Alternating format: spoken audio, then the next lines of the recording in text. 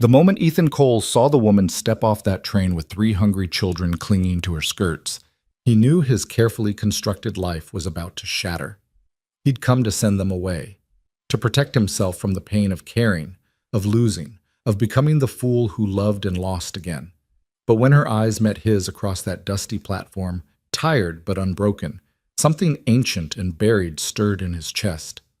"I've got room for 4, he heard himself say, the words escaping before his mind could cage them. It was a lie. He had no room at all.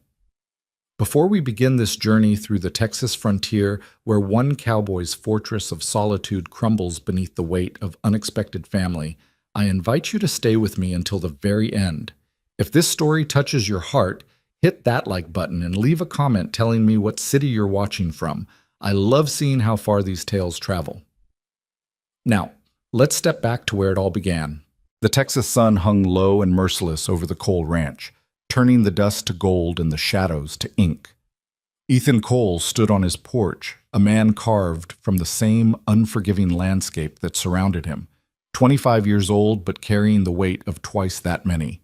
His hands, calloused and scarred, gripped a letter that had arrived 3 days prior, the paper now soft from repeated readings, as if the words might change if he looked enough times. They hadn't changed. "Mr. Cole, I regret to inform you of the passing of Thomas Rowan, distant cousin to your late mother. His widow, Clara Rowan, and her 3 children will be arriving in Briscoe on the 15th of September. As Mr. Rowan's only living relative in Texas, we trust you will provide appropriate assistance during this difficult transition." Appropriate assistance. The word sat bitter on his tongue. Ethan folded the letter and shoved it into his vest pocket, his jaw tight. He'd built this ranch with his own hands, every fence post driven into the hard earth like a stake claiming territory against the chaos of the world. After his parents died, his father to influenza, his mother to the heartbreak that followed, he'd learned the essential truth of frontier life. Attachment was a luxury that cost more than most men could afford. He was 12 when he'd found himself alone. 12 when he'd watched neighbors he'd trusted ride off with half his family's livestock, claiming his father had owed debts that didn't exist. 12 when he'd learned that people would take everything you had if you weren't strong enough to stop them, and that the only person you could truly rely on was yourself. The years that followed had been hard education. He'd worked ranches from the Panhandle to San Antonio, sleeping in bunkhouses where men shared space but never trust, where friendships were as temporary as the seasons and twice as changeable. He'd saved every coin, every dollar, building towards something that belonged only to him, a place where he made the rules, where he controlled who came and who went. And now this. A widow and 3 children, arriving like a debt called due from a past he'd barely known existed. Ethan walked to the barn, his boots raising small clouds with each step. The ranch spread before him in the fading light, modest but sufficient. 200 acres of grazing land, a sturdy house he'd built room by room, a barn that smelled of hay and leather and honest work. It was clean, ordered, predictable. It was exactly what he'd wanted. It was built for one. Inside the barn, his mare, Sable, nickered softly as he approached her stall. He ran a hand down her neck, feeling the warmth of her, the solid reality of muscle and bone. "What do you think, girl?" he murmured. "Should I meet this train tomorrow, or should I just let fate handle it?" Sable snorted, unimpressed with his philosophizing. The truth was, he'd already decided. Duty, that old iron word, had its hooks in him whether he liked it or not. His mother had spoken of the Rowans once or twice, distant family back east that she'd lost touch with after heading west with his father. Some thread of obligation, thin as spider silk but just as persistent, pulled at him. He would meet the train. He would offer directions to cheap lodging, perhaps some money if they were destitute. He would do what was necessary, and then he would return to his life, his solitude, his carefully maintained distance from the complications that other people represented. That was the plan. Simple, clean, safe. The town of Briscoe squatted on the prairie like a collection of children's blocks scattered by a careless hand. Main Street, a generous term for a dirt road flanked by false-fronted buildings, ran straight through the center, connecting the railroad station on the east end to the church on the west. In between, a general store, a saloon, a hotel that had seen better decades, and a scattering of homes where families tried to carve civilization from stubborn earth. Ethan rode in just after noon, tying Sable to the hitching post outside Miller's General Store. The train wasn't due until 3, but he'd come early, telling himself it was to pick up supplies, not because nervous energy had driven him from the ranch at dawn. "Ethan Cole, as I live and breathe," Martha Miller's voice boomed from the store's doorway. She was a formidable woman, wide as a wagon and twice as sturdy, with eyes that missed nothing and a tongue that shared everything. "Heard you've got family coming in on the afternoon train." Ethan removed his hat as he stepped onto the wooden sidewalk. News travels fast. News is about all that travels fast in this town, and you know it. Martha wiped her hands on her apron, her expression shifting to something almost maternal. "It's good, Ethan. A man shouldn't live alone out there. It's not natural." "They're not staying," he said, more sharply than he intended. "Just passing through. Thought I'd point them toward cheap lodging, maybe help them get situated somewhere." Martha's eyebrows rose. "Somewhere? You mean somewhere that isn't your ranch that's got empty bedrooms and space to spare?" "I've got a working ranch to run, Martha. I can't—" He stopped, hearing the defensiveness in his own voice. "It's not set up for children. Nothing's set up for children until children arrive. Then you make it work." She studied him with the unnerving directness of someone who'd known him since he was barely taller than her counter. "Your mother would have taken them in without a second thought." The mention of his mother landed like a physical blow, but Ethan kept his expression neutral. "My mother's been gone 13 years. I'm not her." "No," Martha agreed softly. "You're not. But you're not the hard man you pretend to be either, Ethan Cole. I've seen you with the Henderson kids when you think no one's watching. I've seen you fix Tom Wheeler's fence after that storm, not asking for a thing in return. You've got your father's hands and your mother's heart, whether you admit it or not." Ethan turned away, ostensibly to examine a display of canned goods. "I need 10 pounds of flour, 5 of sugar, and coffee, if you've got it fresh." Martha sighed but didn't push further. As she gathered his supplies, Ethan found his gaze drifting to the window, toward the train station visible at the end of the street. A knot of anxiety tightened in his chest, an unfamiliar sensation. He was a man who faced down storms, handled difficult livestock, dealt with cattle thieves without flinching. But the thought of 4 strangers disrupting his carefully ordered world filled him with something close to panic. "Ethan?" Martha's voice pulled him back. "They're just people. Probably scared, definitely tired, almost certainly in need of kindness. Whatever you decide to do, don't let fear make the choice for you." He paid for his supplies without responding, loading them into Sable's saddlebags with mechanical precision. But Martha's words followed him as he led his horse down the street, echoing in the hollow space behind his ribs. Don't let fear make the choice. As if it were that simple. As if fear weren't the most reliable guide he'd ever known, the instinct that had kept him alive and independent when softer emotions would have destroyed him. The train station was little more than a covered platform and a small office where the station master, old Henry Briggs, spent his days dozing between arrivals. Ethan positioned himself at the far end of the platform, leaning against a post, hat pulled low. A handful of other people waited. A merchant expecting inventory. A young couple meeting relatives, a drifter hoping for work. At precisely 3:15, the train's whistle cut through the afternoon heat, a sound both mournful and insistent. Ethan straightened despite himself, his hands unconsciously smoothing his vest, checking that his shirt was tucked in properly. He felt ridiculous, primping like some schoolboy before a dance, but couldn't seem to stop himself. The train emerged from the heat shimmer like something from a dream, all iron and steam and progress. A marvel of engineering that connected this dusty outpost to the wider world. It shuddered to a stop with a hiss of brakes and a cloud of steam that briefly obscured the platform. When the steam cleared, people began to disembark. Ethan scanned the faces, looking for what exactly? He had no idea what Clara Rowan looked like, no description beyond widow with 3 children. His eyes passed over the merchant's crates, the young couple embracing their visitors, a salesman with an oversized case. And then he saw her.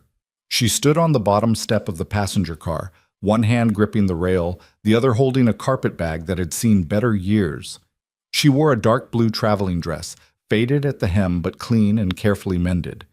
Her hair, somewhere between brown and auburn, was pulled back beneath a simple bonnet. But it was her face that stopped him. Young, perhaps 23 or 24, with features that might have been called pretty if they hadn't been so drawn with exhaustion and something harder to name. Not grief exactly, though there was that too. Something more like resolution. The face of someone who had made difficult decisions and would make more without flinching. Behind her, 3 children descended the steps in careful succession. The oldest was a boy, maybe 9 or 10, with dark hair and serious eyes that swept the platform with an alertness beyond his years. He carried a battered trunk between himself and a smaller boy, 7, perhaps, whose face was softer, more open, touched with wonder despite the obvious fatigue. The youngest was a girl, no more than 5, clinging to her mother's skirt with one hand while the other clutched a rag doll with such fierce protectiveness that Ethan felt something twist in his chest. They looked small.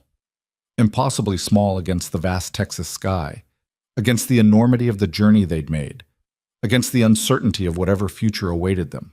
Clara Rowan's eyes swept the platform, and Ethan recognized the look immediately, the way her gaze passed over faces, assessing, cataloging, looking for danger or for safety. He couldn't tell which. When her eyes found his, there was a moment of connection, brief as lightning, before she looked away, continuing her survey. She hadn't recognized him. Of course she hadn't. They'd never met, had no way of knowing each other. He was just another stranger in a town full of them. Ethan pushed off from the post and started toward her, his heart beating with an unfamiliar rhythm. Up close, she was smaller than he'd thought, barely reaching his shoulder, but there was nothing fragile about the way she held herself. She'd set down her carpet bag and was kneeling beside the youngest child, adjusting the girl's bonnet, murmuring something that made the little one nod solemnly. "Mrs. Rowan."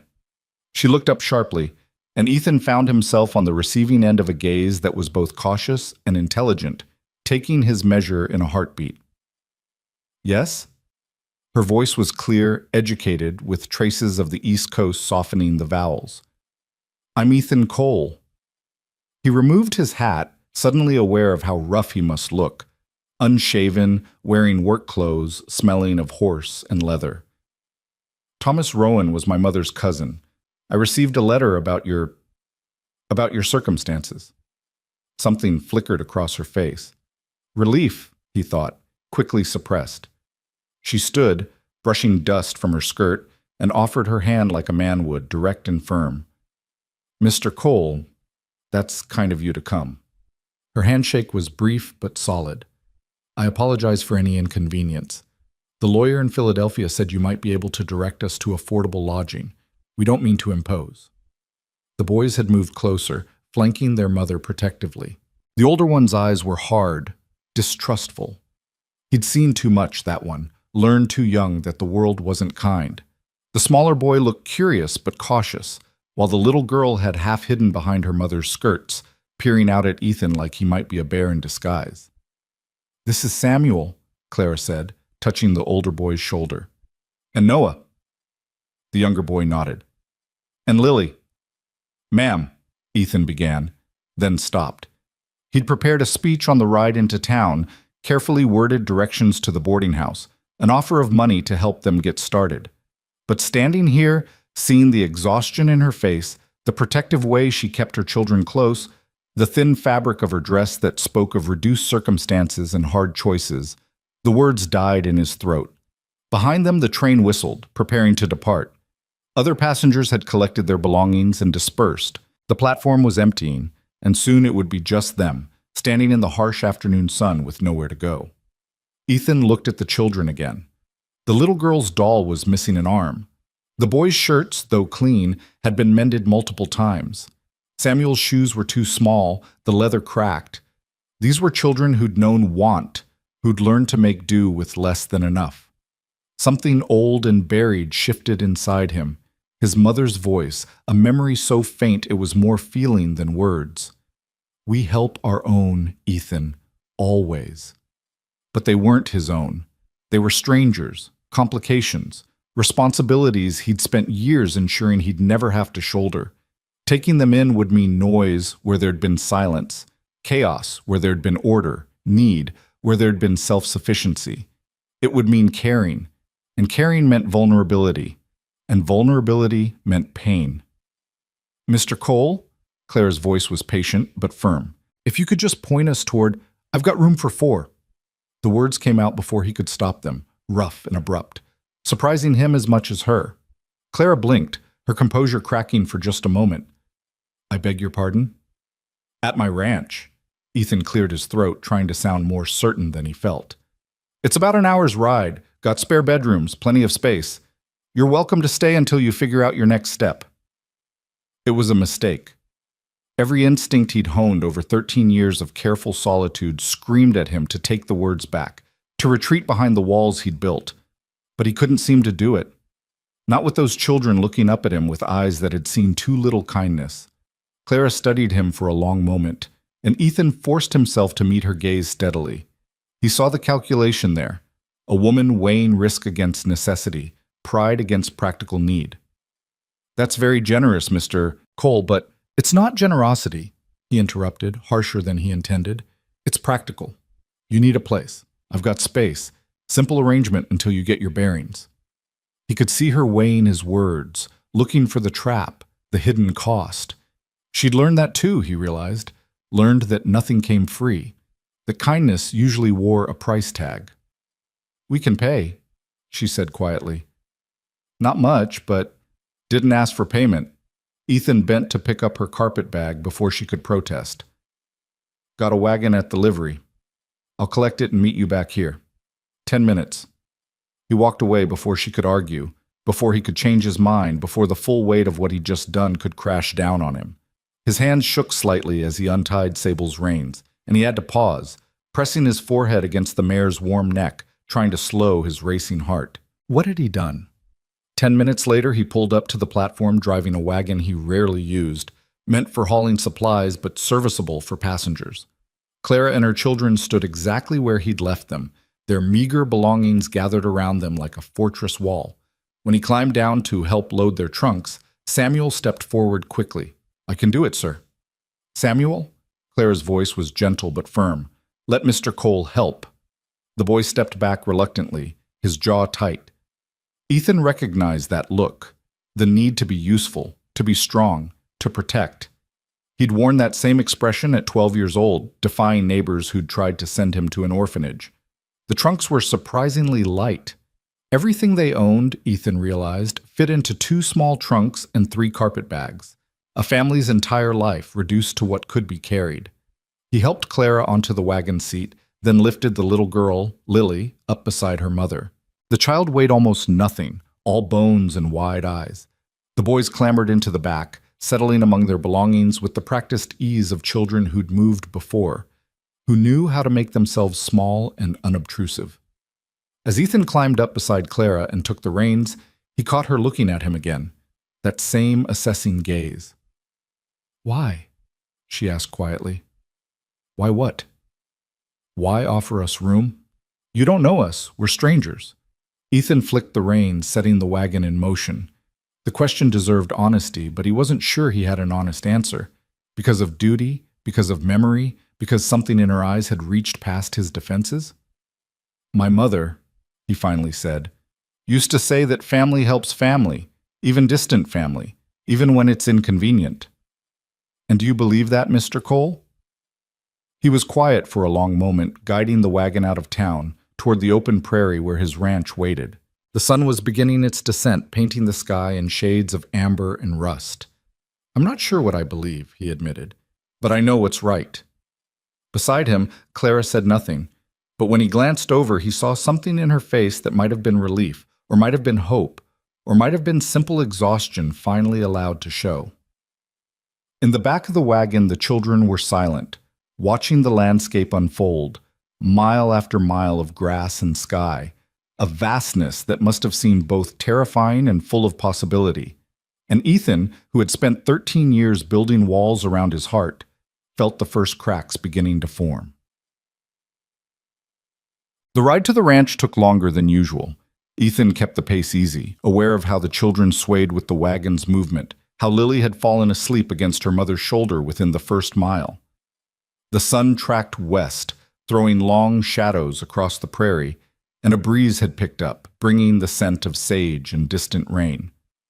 Clara sat beside him in silence for most of the journey, her attention on the landscape. Ethan found himself acutely aware of her presence, the way she held herself straight despite obvious fatigue, the small adjustments she made to keep Lily comfortable as the child slept, the occasional glances she cast toward the back of the wagon to check on her sons. "How long is the journey from Philadelphia?" he asked, more to break the silence than from curiosity. 6 days by train." Clara's voice was quiet, mindful of the sleeping child. "Though it feels longer." "I imagine it does." Another silence stretched between them, not quite comfortable, but not hostile either. Ethan searched for something else to say, but small talk had never been his strength. He was better with horses than people, more fluent in the language of work than social niceties. "The lawyer said Thomas was your mother's cousin," Clara said after a while. "Did you know him?" "Never met him. My mother mentioned the family occasionally, but they lost touch after she married my father and headed west. That would have been 30 years ago, maybe more." "Thomas spoke of family in Texas," Clara said, "but never with much detail. I think the distance made it seem almost mythical. The West, cowboys, ranches, like something from a dime novel rather than real life." "It's real enough." Ethan gestured toward the landscape around them. "Sometimes more real than people are ready for." "Yes." Something in her voice suggested she understood exactly what he meant. "I'm learning that." In the back of the wagon, he heard the boys talking in low voices. "Do you think there will be Indians?" That was Noah, the younger one, excitement barely contained. "Don't be stupid." Samuel's voice was sharp with the particular cruelty of older brothers.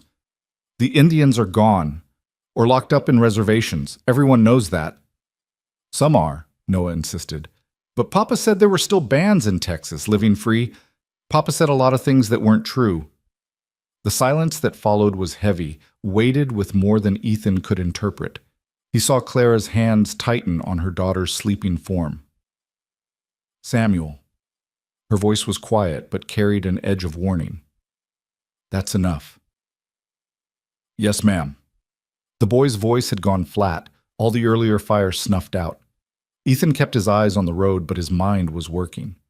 There was a story there, in the way Samuel spoke, in the bitterness that seemed too old for his young face. A story about Thomas Rowan, and maybe about why these four were alone in the world. "Your husband," Ethan began carefully, then stopped. "I'm sorry for your loss." Claire was quiet for so long he thought she might not respond. When she finally spoke, her voice was measured, careful. "Thank you. Thomas was... he tried. Things didn't always work out the way he planned, but he tried."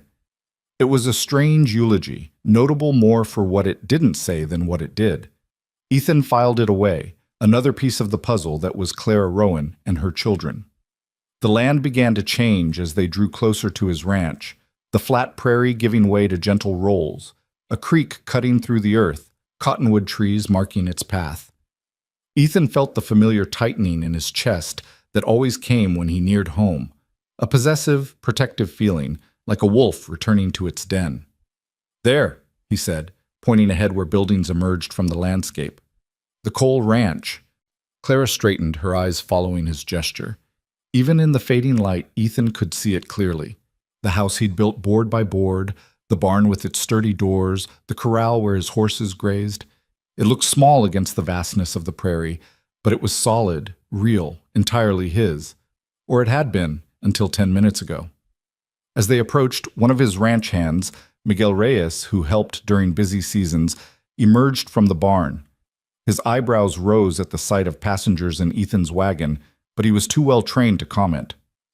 "Miguel," Ethan called as he pulled the wagon to a stop. "We've got gas. Mrs. Rowan and her children will be staying for a while." "Sí, patrón." Miguel moved forward to help with the trunks, his face carefully neutral. "I'll put the horses away for the night." "Appreciate it." Ethan climbed down and moved to help Clara, but she'd already descended on her own, Lily stirring in her arms. The boys jumped down from the back, landing in small clouds of dust. They stood close together, taking in their surroundings with wide eyes. The house stood before them, single story, built from local timber and stone, with a porch that wrapped around the front. Nothing fancy, but weather-tight and solid. Ethan found himself seeing it through their eyes and felt suddenly self-conscious about its plainness, the lack of decoration, the purely functional nature of every feature. "It's not much," he heard himself say. "It's shelter," Claire replied simply, "and that's more than enough." Ethan led them inside, lighting lamps as the dusk deepened into night. The main room served as kitchen, dining area, and sitting room combined, with a stone fireplace dominating one wall. 2 doors led off to the bedrooms he'd added as the ranch prospered. One he used, one that had stood empty except for storing extra supplies. The house felt different with people in it. The air itself seemed to shift, becoming fuller somehow, less hollow. Footsteps echoed on the wooden floors. The boys' whispered conversation added texture to the silence that usually pressed against the walls. "The bedroom's through there," Ethan said, indicating one of the doors. "It's not fancy, but there's a bed big enough for you and the little one, and the boys can use bedrolls on the floor until we figure out something better." Clara set Lily down gently, the child's eyes fluttering open. "Say thank you to Mr. Cole, sweetheart." "Thank you," Lily whispered, so quietly Ethan almost didn't hear it. "You're welcome, miss." He felt awkward, too large for the space, uncertain what to do with his hands. "I'll bring in your trunks. Samuel and I can help." Clara began removing her bonnet. "The boys are stronger than they look." "I don't doubt it, but please, Mr. Cole." She met his eyes directly. "We may be accepting your hospitality, but we're not helpless. Let us contribute where we can." There was pride in her voice, a line she was drawing. Ethan recognized it because he'd drawn similar lines himself. The need to maintain dignity even when circumstances tried to strip it away. "All right," he said. "Samuel, you take that end." Together they hauled the trunks inside, the boy working with grim determination, clearly trying to prove something. When everything was stacked in the bedroom, Clara began organizing immediately, her movements efficient, practiced. "There's a well out back for water," Ethan said from the doorway. "Privy's beyond that. I'll leave you to get settled. If you're hungry, there's bread and cheese in the pantry, and I can make coffee. We'll manage, Mr. Cole. You've done more than enough already." Clara glanced at him over her shoulder. "Thank you, truly."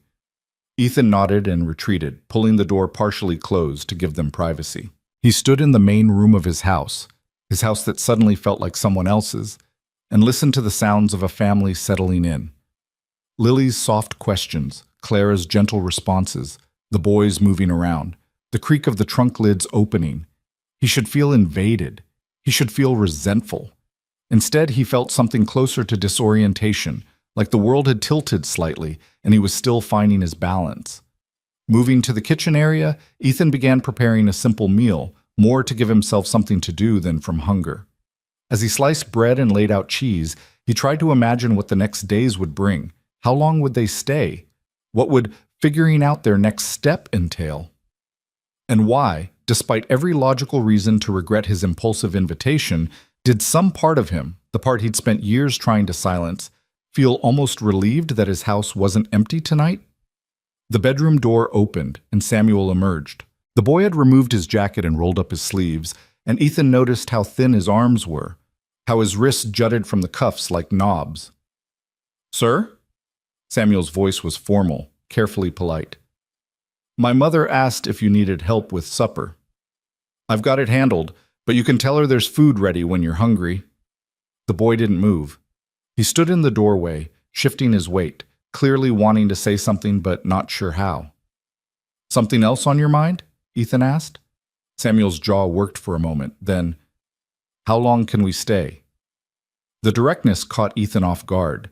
He'd expected gratitude, maybe questions about the ranch, not this blunt inquiry. "Long as you need," he found himself saying. "Within reason." "What's reason?" "Samuel." Clara had appeared in the doorway behind her son. "That's not appropriate." "I'm just asking." "I know what you're asking." She put a hand on the boy's shoulder, her voice gentler. "But we've imposed enough for one day. Let's not press our host's generosity. It's all right, Ethan said. He's got a right to know where he stands. Boys should be able to ask questions. Clara's eyes met his, and he saw something shift there. A reassessment, perhaps, or a slight relaxation of her guard. The answer, Ethan continued, looking at Samuel, is that you can stay until your mother figures out what comes next. Could be a week, could be longer. We'll work it out as we go. Samuel nodded slowly, processing this. And you want us to work? To earn our keep? Samuel, Clara's cheeks flushed. We discussed this. A man works for what he gets, the boy said stubbornly. That's what Papa always said. Even when he didn't. He stopped abruptly, his face closing off. Even when he didn't. The unfinished sentence hung in the air. Your papa was right, Ethan said carefully. Working for what you get is honorable, but so is accepting help when you need it. There's no shame in either. He saw Clara's surprise, quickly hidden. Samuel looked less certain, as if this philosophy didn't quite fit with whatever worldview he'd developed. For now, Ethan continued, let's just focus on you getting settled. Tomorrow's soon enough to talk about chores and such, if you're interested. I'm interested, Samuel said immediately. Then we'll talk tomorrow. Ethan gestured toward the table where he'd laid out the simple meal. Come eat.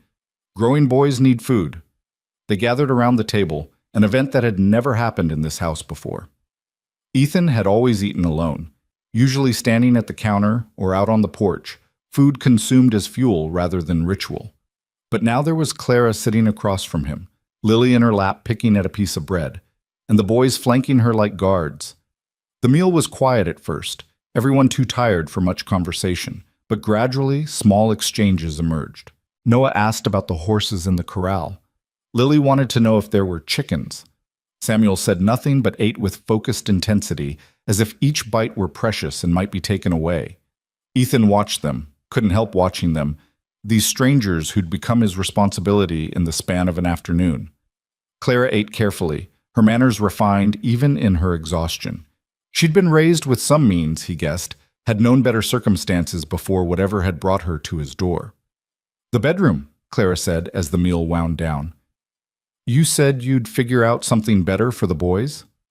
There's lumber in the barn, Ethan said. Could build a couple of proper beds. Wouldn't take more than a few days. That's not necessary. It's necessary if they're staying more than a night or two. He met her gaze steadily. I don't do things halfway, Mrs. Rowan. If you're here proper, not camping out on my floor like vagrants. Color rose in her cheeks again, but this time with what might have been gratitude. Then we'll help build them. The boys can learn, and You can rest, Ethan interrupted. You look dead on your feet, if you'll pardon me saying so. I'm fine. You're exhausted. He gentled his tone. There's no prize for running yourself into the ground, Mrs. Rowan. Take the help that's offered. She looked at him for a long moment, and Ethan saw the internal war, pride against weariness, independence against necessity. Finally, something in her softened.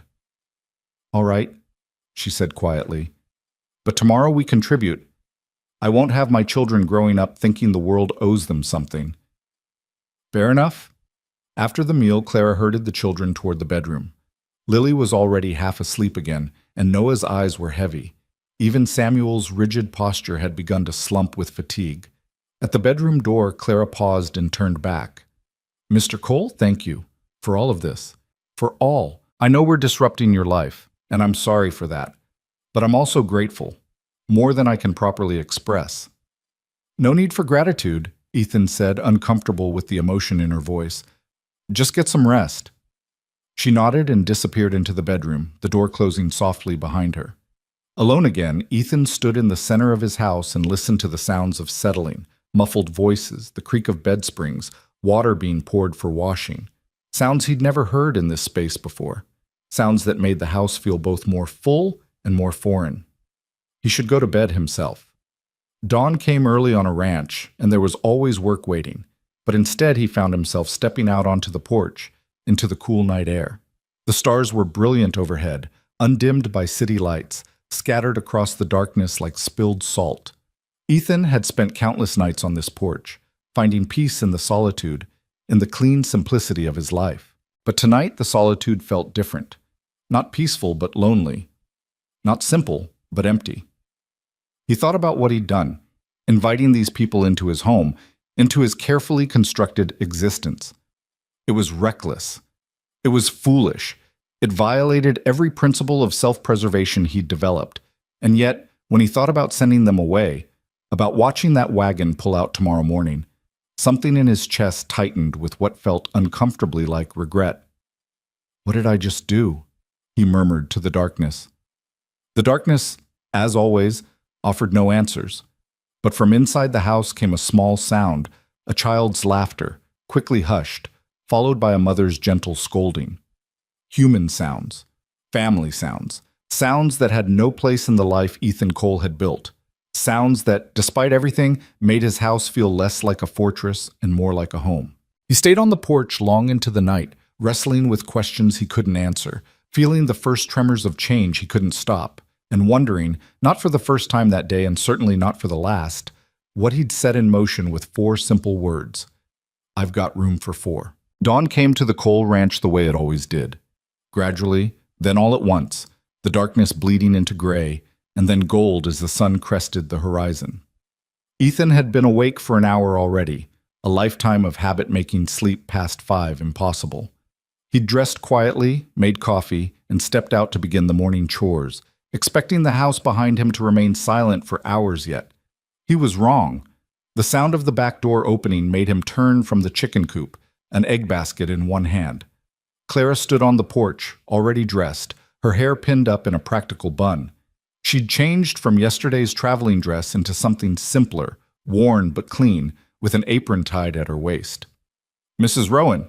Ethan walked toward the house, surprised. "You're up early." "I've never been one for sleeping late, Mr. Cole. And with 3 children, you learn to appreciate the quiet hours." She gestured toward the kitchen window. "I hope you don't mind. I found your flour and started biscuits. The stove took some figuring out, but I managed." Ethan climbed the porch steps and caught the scent of baking bread drifting through the open door. His kitchen, his always empty, always silent kitchen, smelled like someone's home.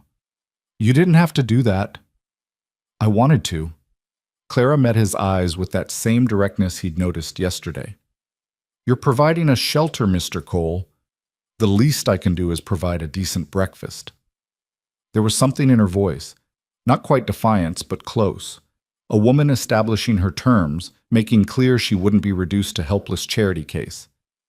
Ethan recognized the impulse because he'd felt it himself, years ago, when neighbors had offered pity disguised as kindness. "Well then," he said, removing his hat, "I appreciate it." They stood there for a moment, an awkward pause stretching between them.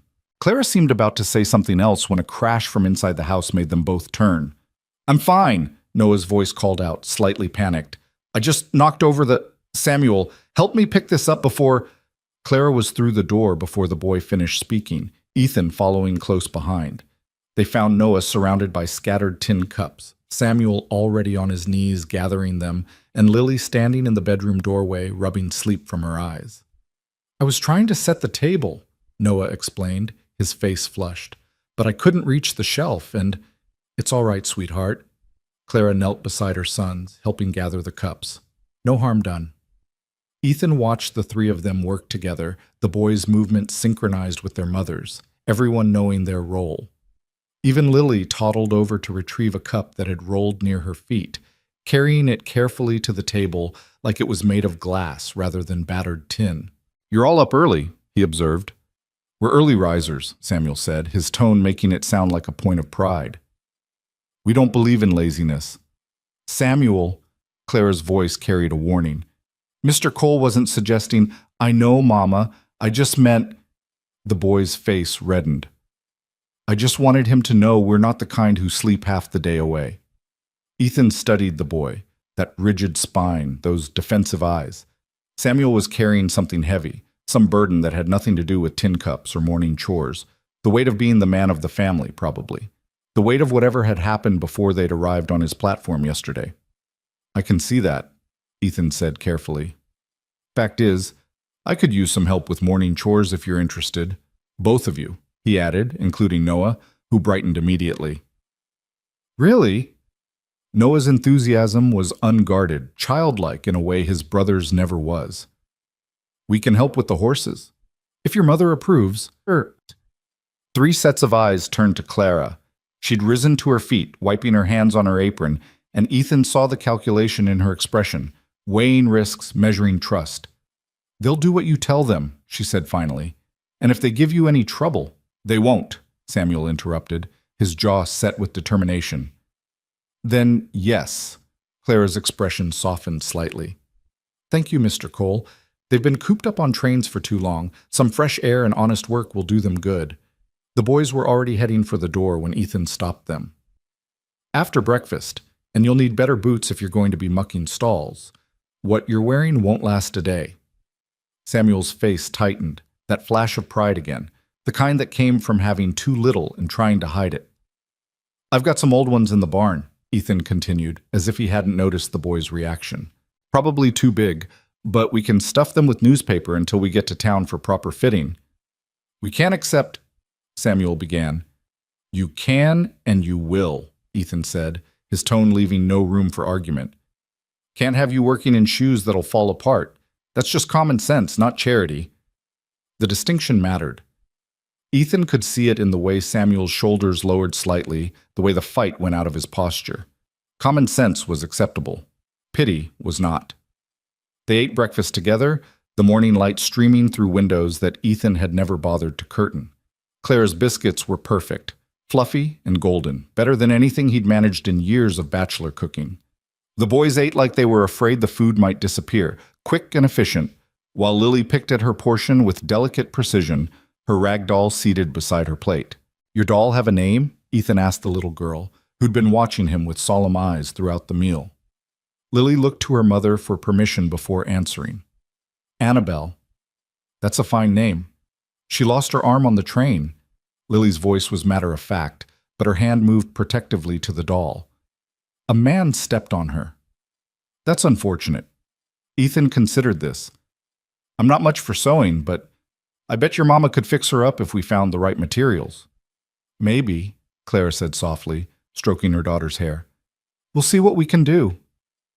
After breakfast, Ethan led the boys outside while Clara stayed behind with Lily, promising to tackle the washing up.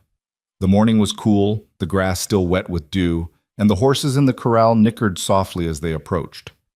First rule of ranch work, Ethan said, leading them toward the barn. You take care of the animals before you take care of yourself.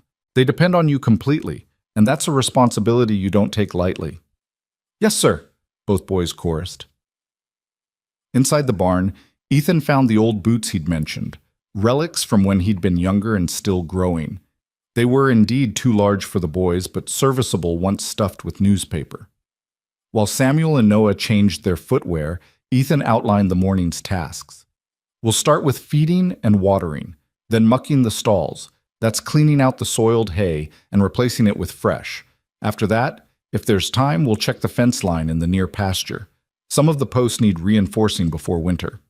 We can do all that, Samuel said immediately. I'm sure you can, but we'll take it slow today. No rush.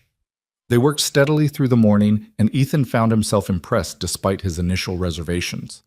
Samuel approached each task with grim determination, as if proving himself in some invisible competition. Noah was less intense, but more curious, asking questions about every tool, every technique, genuinely interested in learning rather than just completing the work. Why do you clean the stalls every day? Noah asked as they forked soiled hay into a wheelbarrow. Couldn't you do it every few days? Could, Ethan agreed, but daily cleaning keeps the horses healthier, prevents hoof problems, keeps the barn from smelling like a privy, makes the animals more comfortable. You want an animal to work for you, you treat it right. Papa said animals were just property, Samuel interjected, his voice tight. He said getting sentimental about them was foolish. Your papa was entitled to his opinion, Ethan said carefully. But I found that animals give back what you put in. You treat them like machinery, they'll work like broken machinery. You treat them with respect, they'll work their hearts out for you. Samuel didn't respond, but Ethan saw him processing this, filing it away somewhere. They were finishing the last stall when Miguel arrived, raising an eyebrow at the sight of the boys working alongside Ethan. You've got helpers today, patron. Miguel, this is Samuel and Noah. Boys, this is Miguel Reyes, best hand in 3 counties, even if he won't admit it. Miguel's weathered face creased into a smile. The boss exaggerates, but I try. He switched to Spanish, speaking to Ethan. These are the family you brought yesterday? Part of them. Their mother and sister are up at the house. Ah. Miguel's expression turned knowing. And how long are they staying? Don't know yet. I see. The hand's tone suggested he saw quite a bit more than Ethan was saying. Well, it's good. A house should have people in it, and you... He switched back to English, addressing the boys. You work hard for Senor Cole, yes? He's a good man, even if he forgets to smile sometimes. Samuel's mouth twitched, almost a smile, but not quite. Noah grinned outright. They spent the rest of the morning on the fence line, and it was there that Ethan began to see past Samuel's rigid exterior. The boy had clever hands, quick to learn and steady in execution. When Ethan showed him how to splice wire, Samuel mastered it on the second try. And despite his serious demeanor, he was protective of Noah in small ways, steering his brother away from loose rocks, taking the heavier tools himself, correcting Noah's grip on the post hole digger before Ethan had to say anything. You've done this kind of work before, Ethan observed as they paused for water. Some. Samuel wiped sweat from his forehead. Papa had ideas about farms sometimes. Ventures, he called them. They never lasted long, but we learned things. There was that word again, ventures. And the way Samuel said it, with barely concealed bitterness, suggested those ventures had cost the family more than money. Well, you've got a knack for it, Ethan said. That counts for something. The boy looked surprised, then pleased, before his expression closed off again, as if allowing himself to feel pride was dangerous. They returned to the house near noon to find Clara had been equally busy. The main room had been transformed, swept and dusted, windows washed until they gleamed, the table properly set with plates Ethan had forgotten he owned. She'd even found his mother's old curtains, stored in a trunk, and had hung them in the windows, softening the harsh light. Mrs. Rowan, Ethan said, stopping in the doorway. You didn't have to. I wanted to keep busy. She turned from the stove where something was simmering. I hope you don't mind. I found vegetables in your cellar and made a stew. Nothing fancy, but it should be filling. Mind? The house looked more like a home than it had in 13 years, but admitting that felt like admitting too much, so Ethan just nodded. Smells good. Over the midday meal, a pattern began to emerge. Clara asked about the morning's work, and the boys, even Samuel, animated as they described the horses, the fence mending, Miguel's friendly teasing. Lily contributed observations about a butterfly she'd seen and how her mother had found thread to begin repairing Annabelle's arm. And Ethan, who hadn't shared a meal with another person in longer than he cared to remember, found himself answering questions about the ranch, about Texas, about things he normally kept locked away. How long have you lived here? Clara asked as they cleared the dishes. 13 years on this land, built the house 10 years back. By yourself? Mostly. Had help with the heavy timber, but the rest I did alone. Clara paused in her washing, looking around the room with new appreciation. It's well made, sturdy. It needs to be. Weather out here doesn't forgive poor construction. No, Clara said quietly. I imagine it doesn't forgive much at all. That afternoon, while the boys rested in the shade, Ethan having insisted they not overdo it their first day, he found Clara on the porch, mending what looked like Samuel's shirt. Her fingers moved with practiced efficiency, the needle flashing in the sunlight. You don't have to do that out here, Ethan said, leaning against the porch rail. There's better light inside. I like being outside. We lived in the city for years, Philadelphia, and before that Baltimore. Always buildings and smoke and noise. This, she gestured toward the open prairie. This is different. Different good or different bad? Different honest. Clara knotted her thread and bit it off. The city lets you pretend things are fine when they're not. Out here, I imagine there's no room for pretending. No, Ethan agreed. There's not. Clara set aside the mending and looked at him directly. I should tell you about Thomas. About why we're here. You don't owe me. I do, though. Her voice was firm. You've opened your home to us, and you deserve to know what kind of people you're sheltering. Ethan settled against the rail, waiting. Clara took a breath, her hands folding in her lap. Thomas was a dreamer, she began. When I married him, I thought it was wonderful. All those plans, all that enthusiasm. He was going to build an empire, he said. Make us rich. Give the children everything. She paused. What I didn't understand was that dreamers sometimes can't tell the difference between dreams and lies. The afternoon was quiet except for the wind moving through the grass, and Clara's voice was steady as she continued. There were investments that weren't real, business partners who were con men, schemes that sounded brilliant but fell apart the moment actual work was required. Thomas would come home excited about some new venture, and I'd want to believe him. The children wanted to believe him. But belief doesn't pay creditors, Mr. Cole. It doesn't put food on the table or keep the rent paid. How did he die? Ethan asked quietly. A fight. Some men he owed money to, substantial money from a card game he swore he'd win. They found him in an alley 3 blocks from our apartment. Clara's voice didn't waver, but her hands had tightened on the mending. The police said it was quick. I'm not sure if that makes it better or worse. I'm sorry. Don't be. I was angry at him for a long time, angry that he kept chasing dreams while our children went hungry, angry that his pride mattered more than their security. But I'm trying not to be angry at a dead man. It seems pointless. Ethan studied her profile, the way she held herself so carefully composed, and felt a rush of respect. This was a woman who'd been dealt a terrible hand and had chosen to play it without complaint, without making herself pitiable. The lawyer said Thomas had a policy, a small life insurance, enough to pay our debts and buy train tickets west. He said you were family, the only family Thomas had mentioned. I didn't know if you'd help, but I had to try. Clara turned to face him fully. I won't lie to you, Mr. Cole. I'm nearly broke. I have skills. I can cook, clean, sew, keep accounts. I'm educated enough to teach if someone needs a governess. But I have 3 children and no husband, and that makes me unmarriageable and unemployable to most people. What are you asking? Time? A few weeks, maybe a month, to find work? To get the children settled somewhere stable. I'll earn our keep while we're here. I'm not afraid of hard work. But I need time to figure out what comes next, and I can't do that if we're sleeping in some boarding house and spending what little money we have on room and board.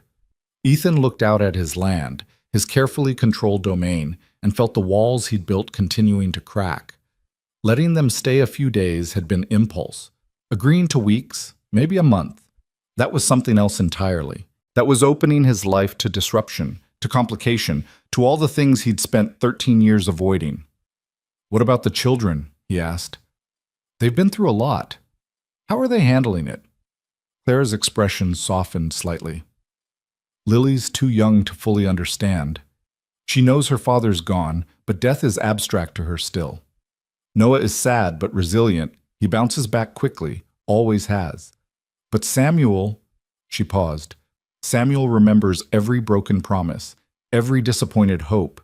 He's angry, and that anger has nowhere to go, so it turns inward, makes him hard. He's protective of you and his siblings. Too protective. He's 10 years old, Mr. Cole. He should be learning to read better, playing with other children, not acting like he's responsible for keeping our family afloat. Maybe that's how he survives it, Ethan said, but being responsible, having purpose. Clara looked at him with surprise. You understand that? It wasn't a question, and Ethan found himself nodding. I was 12 when my parents died, had the same impulse, to be strong, to handle everything, to prove I didn't need anyone. Took me years to realize that strength and isolation aren't the same thing. And did you? Realize it, I mean? Ethan met her eyes. I'm still working on it. Something passed between them in that moment, an understanding, a recognition of shared experience. They were both survivors, both people who'd learned to protect themselves by building walls. The difference was, Clara had 3 children forcing her to keep trying, to keep reaching out. Ethan had only had himself, and that had been enough reason to stop trying at all. You can stay, he said. A month, maybe longer if needed. We'll figure out the details as we go. Mr. Cole, Ethan, if we're going to be sharing a house, you might as well use my given name. Clara blinked, clearly surprised. That's... That would be inappropriate. Why? Because of some city notion of propriety? Ethan shook his head. Out here, Mrs. Rowan, propriety takes a back seat to practicality. You're under my roof, helping run my house. Seems foolish to stand on ceremony. Then you should call me Clara. She said it softly, almost testing the sound of her own name in this new context. Clara, Ethan repeated, and found he liked the way it felt. Simple, direct, honest. The days that followed developed their own rhythm. Mornings began with chores, Ethan working with the boys while Clara managed the house and looked after Lily. The children proved quick learners, Samuel especially, though Noah's enthusiasm often made up for what he lacked in natural skill. Afternoons were for different tasks, mending fences, tending the kitchen garden Clara had discovered and immediately claimed, teaching the boys to ride on Ethan's gentler horses. Evenings were the strangest time when they all gathered in the main room and the house became something Ethan barely recognized. Clara would sew or read from one of the few books she'd brought, her voice filling the space with stories that held even Samuel's reluctant attention. Lily would play with Annabelle, now repaired with carefully stitched thread. The boys would practice their letters. Clara insisted on daily lessons, or ask Ethan questions about ranching, about Texas, about everything their curious minds could conjure. "Did you ever see a tornado?" Noah asked one evening, his eyes wide. "Once. Stayed in the root cellar for 3 hours while it tore up the landscape. Sounded like a freight train and looked like the end of the world." "Were you scared?" "Terrified," Ethan admitted. "Only a fool isn't scared of a tornado." "Papa said being scared was weak," Samuel muttered, not looking up from his slate. "Your papa was wrong about that," Ethan said flatly. "Fear keeps you alive if you're smart about it. It's ignoring fear that gets you killed." Samuel looked up then, something shifting in his expression. "You think Papa was wrong about things?" "I think everybody's wrong about things. The trick is figuring out which things and learning from it." Clara glanced at him over her sewing, a small smile playing at her lips. Later, after the children were in bed, she lingered in the main room while Ethan banked the fire. "Thank you," she said quietly. "For what?" "For not pretending Thomas was perfect, for being honest with Samuel. He needs to hear that his father was human, flawed, wrong sometimes. He's built Thomas up in his head as either a hero or a villain, and neither is true." "What was he then?" Clara considered this. "A man who wanted more than he could have and couldn't accept the life he had. A man who loved his children but loved his dreams more." She paused. "A man I married too young and mourned too briefly." The honesty of it struck Ethan silent. Most widows he'd known wrapped themselves in grief like armor, made their husband's memory sacred. But Clara seemed determined to see Thomas clearly, even if that clarity was painful. "You'll tell them the truth then, when they're older?" "I'll tell them what they need to know when they need to know it. Right now, they need stability more than truth." Clara met his eyes. "And you're giving them that. More than you probably realize." The words settled over Ethan like a weight. He'd thought of this arrangement as temporary, a brief disruption before his life returned to normal. But watching Clara's children bloom under routine and security, seeing Samuel's shoulders gradually lose some of their rigidity, hearing Lily's laughter become more frequent, he was beginning to understand that some disruptions couldn't be undone. Some changes, once started, had momentum all their own. "They're good kids," he said, because it was easier than examining what he really felt. "They are. And they're learning from you, about work, about integrity, about what it means to be reliable." Clara smiled slightly. "Samuel actually smiled yesterday. A real smile, not that grim thing he usually does. It was while you were showing him how to curry the horses." Ethan remembered the moment. The boy's unexpected delight when Sable had leaned into his brushing, clearly enjoying the attention. For just a few seconds, Samuel had looked like what he was, a 10-year-old child experiencing simple joy. "He's got a gift with animals," Ethan said. "Natural hands. He gets that from Thomas's father, supposedly. Thomas used to talk about his father's farm, though I suspect half of it was invention." Clara set down her sewing. "I should let you get to sleep. I know mornings come early." But she didn't move, and neither did Ethan. They stood there in the firelight, the house quiet around them, and something unspoken hung in the air between them. "This is strange," Clara said finally, "being here. With you. A month ago, I didn't know you existed. Now you're... what?" "I don't know. Important, somehow. To the children. To our future." She shook her head. "I don't mean to make you uncomfortable. I want you to know I see what you're doing, what you're giving us. And I won't forget it." Ethan didn't know what to say to that. Gratitude made him uncomfortable, especially when he wasn't sure his motives were as pure as she seemed to think. Part of him had invited them to stay out of duty, but another part, a part growing stronger each day, had invited them because the house felt less empty with them in it.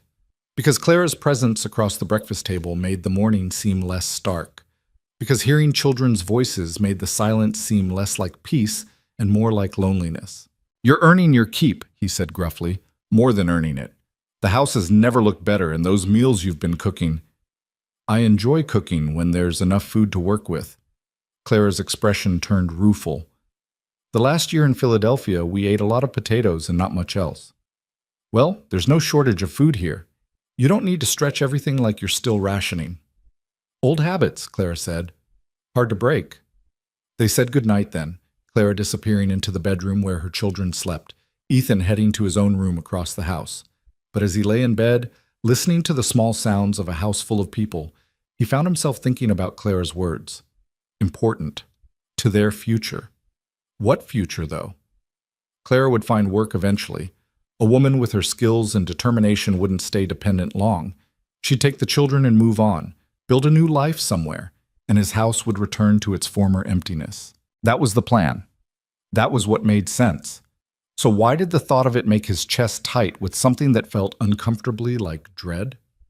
The question was still with him 3 weeks later when Miguel pulled him aside after morning chores. "Patron, I need to speak with you."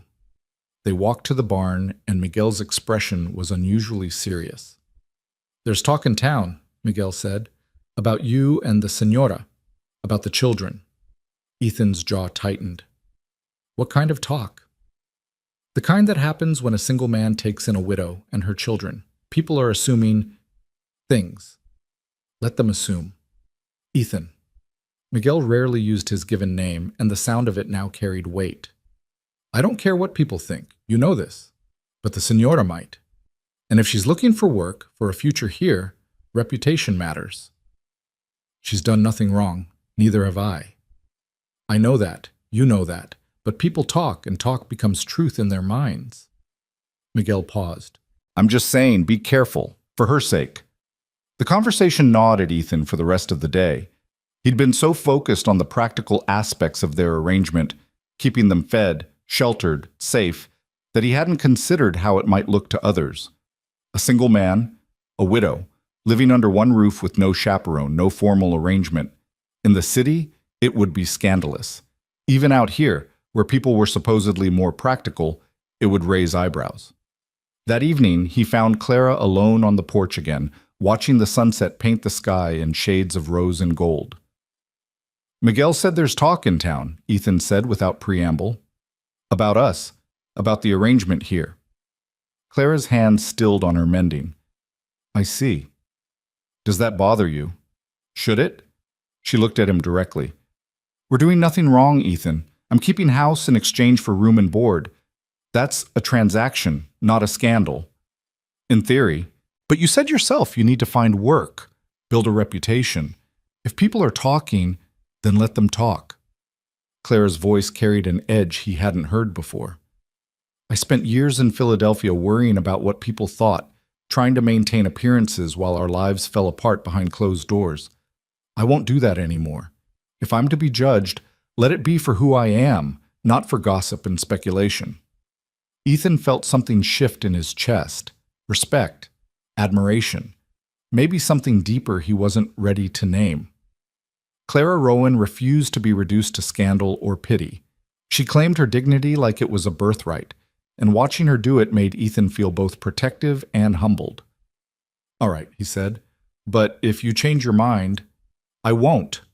Clara returned to her mending, then paused. "Unless you're worried about your own reputation?" I stopped caring what people thought of me a long time ago. Good. She smiled slightly. Then we understand each other. They did, Ethan realized. Against all odds, against every logical reason, they understood each other perfectly.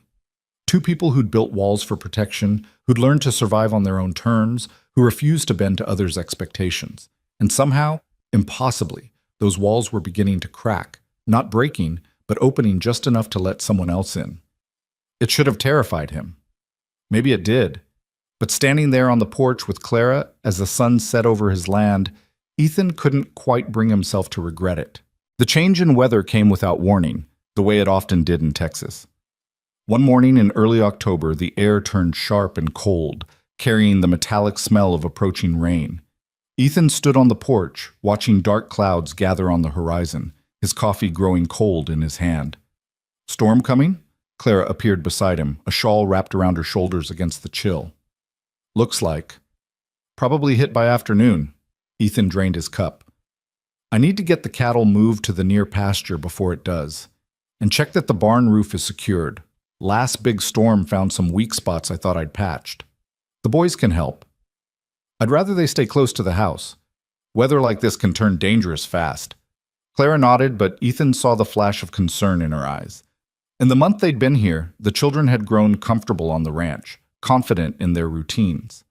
Samuel especially had taken to the work with an intensity that sometimes worried Ethan. The boy pushed himself hard, as if trying to prove something no one was asking him to prove. After breakfast, Ethan rode out with Miguel to move the cattle, leaving strict instructions for the boys to stay near the house and help their mother prepare for the storm. By the time they returned 2 hours later, the wind had picked up considerably, and the first fat drops of rain were beginning to fall. That's all of them, Miguel said, wiping rain from his face as they led their horses into the barn. Should ride it out fine in the near pasture. Good. You head home before this gets worse. No sense you getting caught in it. Miguel nodded and mounted up, spurring his horse toward town. Ethan watched him go, then turned to tend to Sable, stripping off her saddle and beginning to rub her down.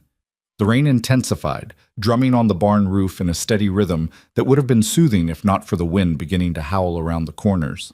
He was checking the feed stores when he heard voices outside, children's voices raised against the storm. I can do it. I'm strong enough. Samuel, Mama said to wait for Mr. Cole.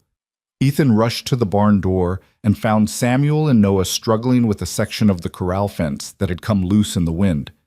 The wood was heavy, waterlogged from the rain, and Samuel was trying to lift it back into place while Noah held what looked like a hammer and nails. Boys! Ethan's voice cut through the storm. What are you doing? The fence came loose, Samuel shouted back, rain streaming down his face. We're fixing it before the horses get out. Get inside the house, both of you. I'll handle the fence. We can help. Samuel, this isn't safe. But the boy wasn't listening. He'd gotten the fence section upright and was trying to hold it steady while Noah fumbled with the hammer. The wind gusted hard, catching the loose wood like a sail, and Samuel's feet slipped in the mud. Everything happened too fast and too slow at once. The fence section twisted, the jagged end of a broken board swinging around. Samuel tried to dodge, but his feet couldn't find purchase in the slick mud. Noah screamed, and then Samuel was falling, the boy's head striking the edge of the water trough with a sickening crack that Ethan heard even over the storm. Ethan was running before Samuel hit the ground, his heart hammering against his ribs. He dropped to his knees beside the boy, rain pelting his back, and his hand shook as he turned Samuel over. The child was unconscious, a gash above his left eyebrow bleeding freely, mixing with the rain that washed across his pale face. His breathing was shallow, rapid, and when Ethan touched his shoulder, there was no response. Noah, run to the house. Get your mother, now! The younger boy stood frozen, his eyes huge with terror. Noah, go! That broke the spell. Noah dropped the hammer and ran, his small form disappearing into the curtain of rain. Ethan gathered Samuel carefully, mindful of possible injuries he couldn't see, and carried him toward the house. The boy felt impossibly light in his arms, fragile in a way that made Ethan's chest constrict with fear. The door burst open before he reached it. Clara stood in the doorway, her face draining of color when she saw her son's limp form. What happened? He hit his head badly. Ethan carried Samuel inside, laying him on the table that Clara had hastily cleared. "Noah, get me clean cloths. Clara, I need water." But Clara was already moving, her hand steady despite the terror in her eyes. She pressed a cloth against Samuel's head wound, her other hand feeling for his pulse at his neck. "His heartbeat is strong," she said, and Ethan heard her trying to convince herself as much as inform him. "That's good. That's good." Lily had appeared from the bedroom, clutching Annabelle, her small face crumpling as she saw her brother. Noah hovered nearby, shaking, his lips moving in what might have been prayer or might have been simple repetition of the word please. "We need the doctor," Clara said, her voice tight. "Ethan, he needs a doctor." "Town's an hour away in good weather. In this storm—" "I don't care about the storm." Clara's composure cracked, her voice rising. "My son is hurt. He needs help."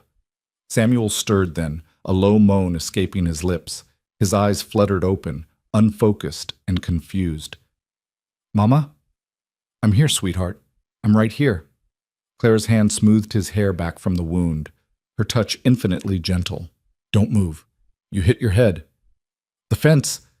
Samuel tried to sit up and immediately went white, his eyes rolling back. "Lie still." Clara's voice was sharp with fear. "Samuel, please lie still." The boy's eyes closed again, and this time he didn't respond when Clara called his name. Her hands trembled as she continued to press the cloth against his wound, blood seeping through despite her efforts. Ethan had seen men injured before. Ranch work was dangerous, accidents inevitable. But those had been grown men, people who'd chosen the risks they took. Samuel was a child, 10 years old, and the sight of him lying pale and still on the table made something primal and terrible rise in Ethan's throat. "I'll ride for the doctor," he heard himself say. "In this?" Clara looked at the windows where rain lashed against the glass. "Ethan, you can't." "I can, and I will." He was already moving toward the door. "Keep pressure on that wound. If he wakes up, don't let him move. I'll be back as fast as I can." "Ethan." He turned back and their eyes met across Samuel's unconscious form. In that moment, something passed between them. An understanding deeper than words, a shared terror that transcended the careful boundaries they'd maintained.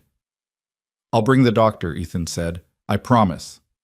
Then he was out the door, into the storm, running for the barn where Sable waited.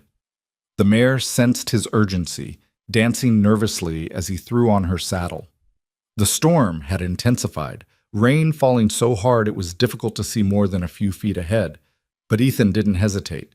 He mounted and turned Sable toward town, urging her into a gallop that was reckless in the conditions but necessary. The ride became a blur of rain and wind and fear. Sable stumbled twice on the muddy road, nearly throwing Ethan both times, but he kept her moving, kept pushing forward. His mind couldn't settle on anything except the image of Samuel's pale face, the blood that had been too bright against his skin, the terrible stillness of his small body. When had it happened? When had these children stopped being strangers and become something more? When had their safety become more important than his own? Ethan couldn't pinpoint the moment, but somewhere in the past month, Claire's family had worked their way past his defenses, had planted themselves in the hollow spaces of his carefully empty life. And now one of them might die. The thought was unbearable. Ethan leaned forward in the saddle, rain streaming down his face, and pushed Sable harder. Town appeared through the storm like a miracle. Ethan rode straight to Doc Harrison's house, barely dismounting before pounding on the door. The doctor, a grizzled man in his 60s who'd seen everything the frontier could offer, took one look at Ethan's face and reached for his bag. "What is it?" "Boy, 10 years old, head injury, unconscious." Ethan's words came in gasps. "You need to come now." "In this storm?" "Now, Doc." Something in Ethan's voice must have convinced him. Harrison grabbed his coat and a second bag, then followed Ethan to where Sable stood heaving. The doctor had his own horse saddled within minutes, and then they were riding back into the storm, back toward the ranch where Clara waited with her children. The return journey felt longer than the trip out. Every minute stretched like hours, and Ethan found himself making bargains with a universe he'd long since stopped believing cared. Let the boy live, and I'll do anything. Let him wake up, let him be all right, and I'll never ask for anything else. When they finally reached the ranch, Ethan burst through the door to find the scene exactly as he'd left it, frozen like a terrible painting. Samuel still lay on the table. Clara still pressed cloth to his wound, though the bleeding had slowed. Lily sat in the corner with Annabelle, silent tears streaming down her face. Noah stood beside his mother, holding her elbow as if his touch could transfer strength. Doc Harrison didn't waste time with questions. He moved to the table, his practiced hands beginning to examine Samuel with efficient care. Clara stepped back reluctantly, her dress stained with her son's blood, her face a mask of barely controlled terror. Ethan moved to her side and, without thinking, took her hand. She gripped it hard enough to hurt, but he didn't pull away. They stood together, watching the doctor work, and Ethan felt the tremors running through her body. "The wound itself isn't deep," Harrison said after what felt like an eternity. "Head wounds bleed like the devil, but this one's already clotting. What worries me is the unconsciousness. He took a hard blow." "Will he wake up?" Clara's voice was barely above a whisper. "Can't say for certain. Brain injuries are tricky things. He might wake up in an hour perfectly fine, or—" The doctor trailed off, and the unspoken possibilities hung in the air like smoke. "Or what?" Clara demanded. "Tell me." Harrison looked at her with sympathy. "Or there could be swelling, bleeding inside the skull. In which case—" He paused. "I've seen men die from less severe blows, Mrs. Rowan, and I've seen men walk away from worse. There's no predicting it. So we wait. We wait. Keep him still, keep him warm. Watch for signs of waking. If he starts vomiting or seizing, call for me immediately." The doctor cleaned and bandaged the wound with neat, practiced movements, then helped move Samuel to the bedroom where he could lie more comfortably. Clara refused to leave her son's side, settling into a chair beside the bed, while Lily climbed up to curl against her mother's side. Ethan stood in the doorway, feeling useless and terrified in equal measure. Behind him, Noah tugged at his sleeve. "Mr. Cole? Is Samuel going to die?" The boy's face was streaked with tears and rain, his eyes pleading for reassurance Ethan couldn't give. He wanted to lie, to offer empty comfort, but Noah deserved honesty. "I don't know, son. The doctor's doing everything he can." "It's my fault." Noah's voice broke. "I told him we should wait for you, but he wouldn't listen, and then the fence—" "Hey." Ethan knelt down, putting his hands on the boy's shoulders. "This is not your fault. Accidents happen. Samuel was trying to help, and sometimes trying to help goes wrong, but that doesn't make it your fault. But if I'd been stronger, if I could have held the fence— You're 7 years old, Noah. That fence was too heavy for a grown man in that wind. You couldn't have held it no matter how strong you were." The boy dissolved into sobs, and Ethan pulled him close, letting him cry against his shoulder. Over Noah's head, he saw Clara watching from the bedroom, her expression so full of pain and gratitude and fear that it made his chest ache. Doc Harrison stayed through the night, dozing in a chair by the fire while Ethan kept watch from the porch, unable to settle, unable to stop moving. The storm raged on, wind howling like something alive and angry, rain coming in sheets that made the world beyond the porch invisible. Somewhere near midnight, Clara emerged from the bedroom, moving like a woman in a dream. Ethan met her at the door, steadying her when she swayed slightly. "Any change?" "No. He just lies there." Her voice was hollow. "So still. I keep checking to make sure he's breathing. Doc says that's normal, the body's way of healing." "The body's way of dying, you mean?" Clara's laugh was bitter, broken. "I've seen death, Ethan. I watched it take my husband. This looks the same." "It's not the same. Samuel's strong. He'll fight through this." "You don't know that. You can't promise that." She looked up at him, and in the lamplight her eyes were devastated. "What if I lose him? What if I brought my children all this way, to this place I thought would be safe, and I lose him anyway?" Ethan didn't have an answer. He'd spent 13 years avoiding exactly this kind of pain, this vulnerability that came from caring about someone who could be taken away. And now here he was, drowning in it, feeling Clara's anguish like it was his own. "Come here," he said, and pulled her into his arms. Clara stiffened for just a moment before collapsing against him, her carefully maintained composure finally shattering. She cried against his chest, harsh sobs that shook her whole body, and Ethan held her through it, his hand moving in slow circles on her back. "I can't lose him," she whispered between sobs. "I can't. He's my son. My boy. I've already lost so much, I can't." "You won't." Ethan heard himself making promises he had no right to make. He's going to be fine. He has to be. They stood there in the doorway, the storm raging outside and terror raging within, holding on to each other like drowning people clutching wreckage. And somewhere in that moment, something fundamental shifted in Ethan's carefully guarded heart. He loved them, all of them. Clara with her fierce pride and hidden softness. Samuel with his rigid determination. Noah with his eager curiosity. Even little Lily with her solemn eyes and precious doll. They'd worked their way into his life like water seeping through cracks, and now they were part of the foundation itself. The realization should have terrified him. Instead, it felt like waking up from a long sleep, painful and disorienting, but ultimately necessary. "I'm here," he said into Clara's hair. "I'm not going anywhere. Whatever happens, I'm here." She didn't answer, just held him tighter, and they stayed that way until Noah called from the bedroom, his voice high with excitement and fear. "Mama, Mama, he moved. Samuel moved his hand." Clara broke away and ran to the bedroom, Ethan right behind her. Doc Harrison was already there, bent over Samuel, and the boy's eyes were open, confused and unfocused, but undeniably open. "Samuel?" Clara dropped to her knees beside the bed, taking her son's hand. "Can you hear me?" "Mama." The word was slurred but recognizable. "My head hurts." "I know, sweetheart. You hit it, but you're going to be all right."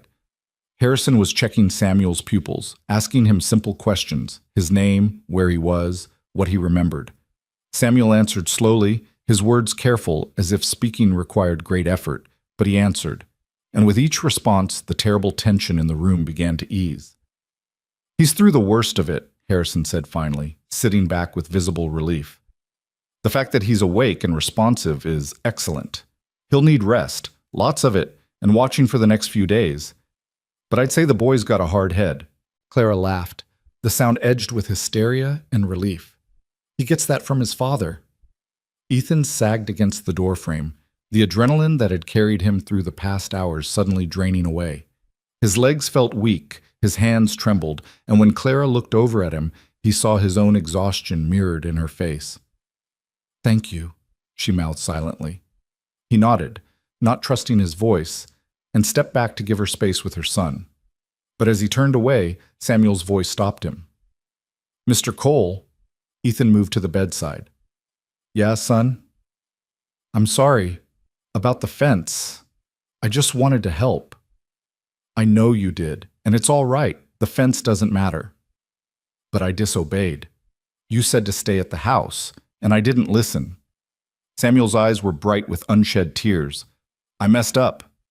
Ethan looked at this boy who carried too much responsibility, who pushed himself too hard trying to be the man his family needed, and felt his throat tighten with emotion. "You did mess up," he said honestly, "but you did it trying to help, trying to be useful. That counts for something. Just next time maybe listen when someone tells you something's too dangerous, all right?" "Yes, sir." Samuel's eyes were already drifting closed again, exhaustion reclaiming him. "Sleep now. Everything else can wait." The storm broke just before dawn, the clouds parting to reveal a sky full of stars. Ethan stood on the porch watching the first light touch the horizon, turning the wet prairie into something that sparkled like it had been washed clean. Doc Harrison had left an hour ago, satisfied that Samuel was stable and recovering. The boy had woken twice more during the night, each time more alert and oriented than the last. By morning, he was complaining about being made to stay in bed, a sure sign, Harrison said, that he was on the mend. The bedroom door opened and Clara stepped out, her hair loose around her shoulders, dark circles under her eyes, but her expression lighter than it had been in hours. "He's asleep again," she said, joining Ethan on the porch. "Really asleep this time, not unconscious. I can tell the difference." "That's good." "Lily and Noah are with him. They wouldn't leave his side." Clara wrapped her arms around herself against the morning chill. "I thought I'd lost him, Ethan. For hours I was certain I'd lost him." "But you didn't." "No." She was quiet for a moment. You rode through that storm. You could have been killed. Wasn't going to let him die because I was too scared to ride in some rain. Clara turned to face him fully, and in the growing light, he could see every emotion playing across her face: gratitude, wonder, something deeper that made his pulse quicken. You care about him. About them. About us. It wasn't a question, but Ethan answered anyway. Yes. When did that happen? I don't know. Somewhere between arriving at the train station and right now. Might have been gradual. Might have been all at once. Does it matter? It matters to me. Clara stepped closer, close enough that he could smell the lavender soap she used, could see the flecks of gold in her brown eyes. Because I care about you too, and that terrifies me. Why? Because caring means vulnerability. It means trusting someone not to leave, not to fail, not to break the promises they make. And I'm not sure I know how to do that anymore. Ethan understood exactly what she meant. He'd built his entire adult life around not trusting, not depending, not allowing himself to care enough to be hurt.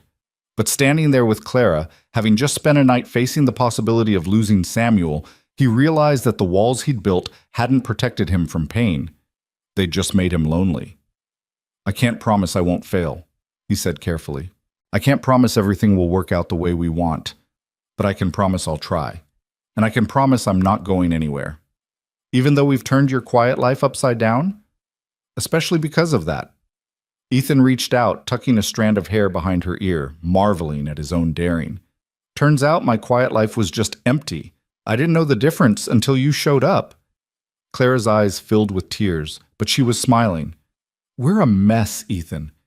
Me and my children. We're complicated and damaged, and we come with so much baggage. So do I. Not like this. Probably worse than this. I've spent 13 years hiding from the world, Clara. At least you kept trying. At least you kept reaching out for something better. She laughed softly. Is that what I was doing? It felt more like drowning and grabbing at anything that might float. Same thing sometimes. They stood there as the sun rose, painting the sky in shades of pink and gold, and Ethan felt something that had been frozen in his chest for years begin to thaw. It was terrifying and exhilarating and completely unexpected, this feeling of connection, of belonging to something larger than himself. What happens now? Clara asked quietly. I don't know, but whatever it is, we figure it out together. Together, Clara repeated, testing the word. I like the sound of that. From inside the house came the sound of children's voices. Noah saying something that made Samuel laugh weakly, Lily's high voice joining in. The sound of a family, messy and imperfect and beautifully alive. Ethan had spent 13 years convinced that survival meant solitude, that strength meant isolation. But watching the sunrise with Clara beside him, listening to her children laugh inside his house, he understood that he'd been wrong about everything. The frontier demanded toughness, yes, but it also demanded community, connection, the courage to build something worth protecting. And what he was building here with Clara, with her children, with this ragtag family that had stumbled into his life, that was worth protecting. That was worth everything. Come on, he said, taking Clara's hand. Let's go check on our patient. Our patient, Clara echoed, her fingers tightening around his. I like that too. They walked inside together, and for the first time in longer than Ethan could remember, his house felt exactly like what it was supposed to be. It felt like home. Samuel's recovery became a slow unfolding, days measured in small victories that felt monumental. The first time he sat up without dizziness. The first meal he ate without nausea. The first afternoon he spent reading on the porch instead of confined to bed. Each milestone was celebrated quietly, gratefully, by a family that had tasted how fragile life could be. But the accident had changed more than just Samuel's health. It had shifted something fundamental in the dynamics of the household, cracking open doors that had been carefully held shut. Ethan found himself drawn into the bedroom more frequently during those first days of recovery, sitting in the chair beside Samuel's bed while Clara tended to other tasks. He'd bring books from his small collection, reading aloud when the boy was too weak to focus on the pages himself. Stories of adventure and exploration, tales of men who'd faced impossible odds and prevailed. Do you think I'll be able to ride again? Samuel asked one afternoon. his voice still carrying the faint slur that Doc Harrison promised would fade with time. I know you will. Just need to give your head time to heal properly. I'm afraid I'll fall off, that I'll get hurt again. The admission came quietly, shamefully, as if fear were a weakness Samuel couldn't afford. Ethan set down the book he'd been reading and looked at the boy directly. Being afraid after you've been hurt isn't weakness, Samuel. It's your body trying to protect you. The trick is learning when to listen to that fear and when to push past it. How do you know the difference? You don't, always. Sometimes you just have to trust your gut and hope for the best. Ethan paused. But I'll tell you this. When you're ready to ride again, I'll be right there beside you, and if you fall, I'll help you get back up. That's what people do for each other. Samuel's eyes glistened with something that might have been tears, quickly blinked away.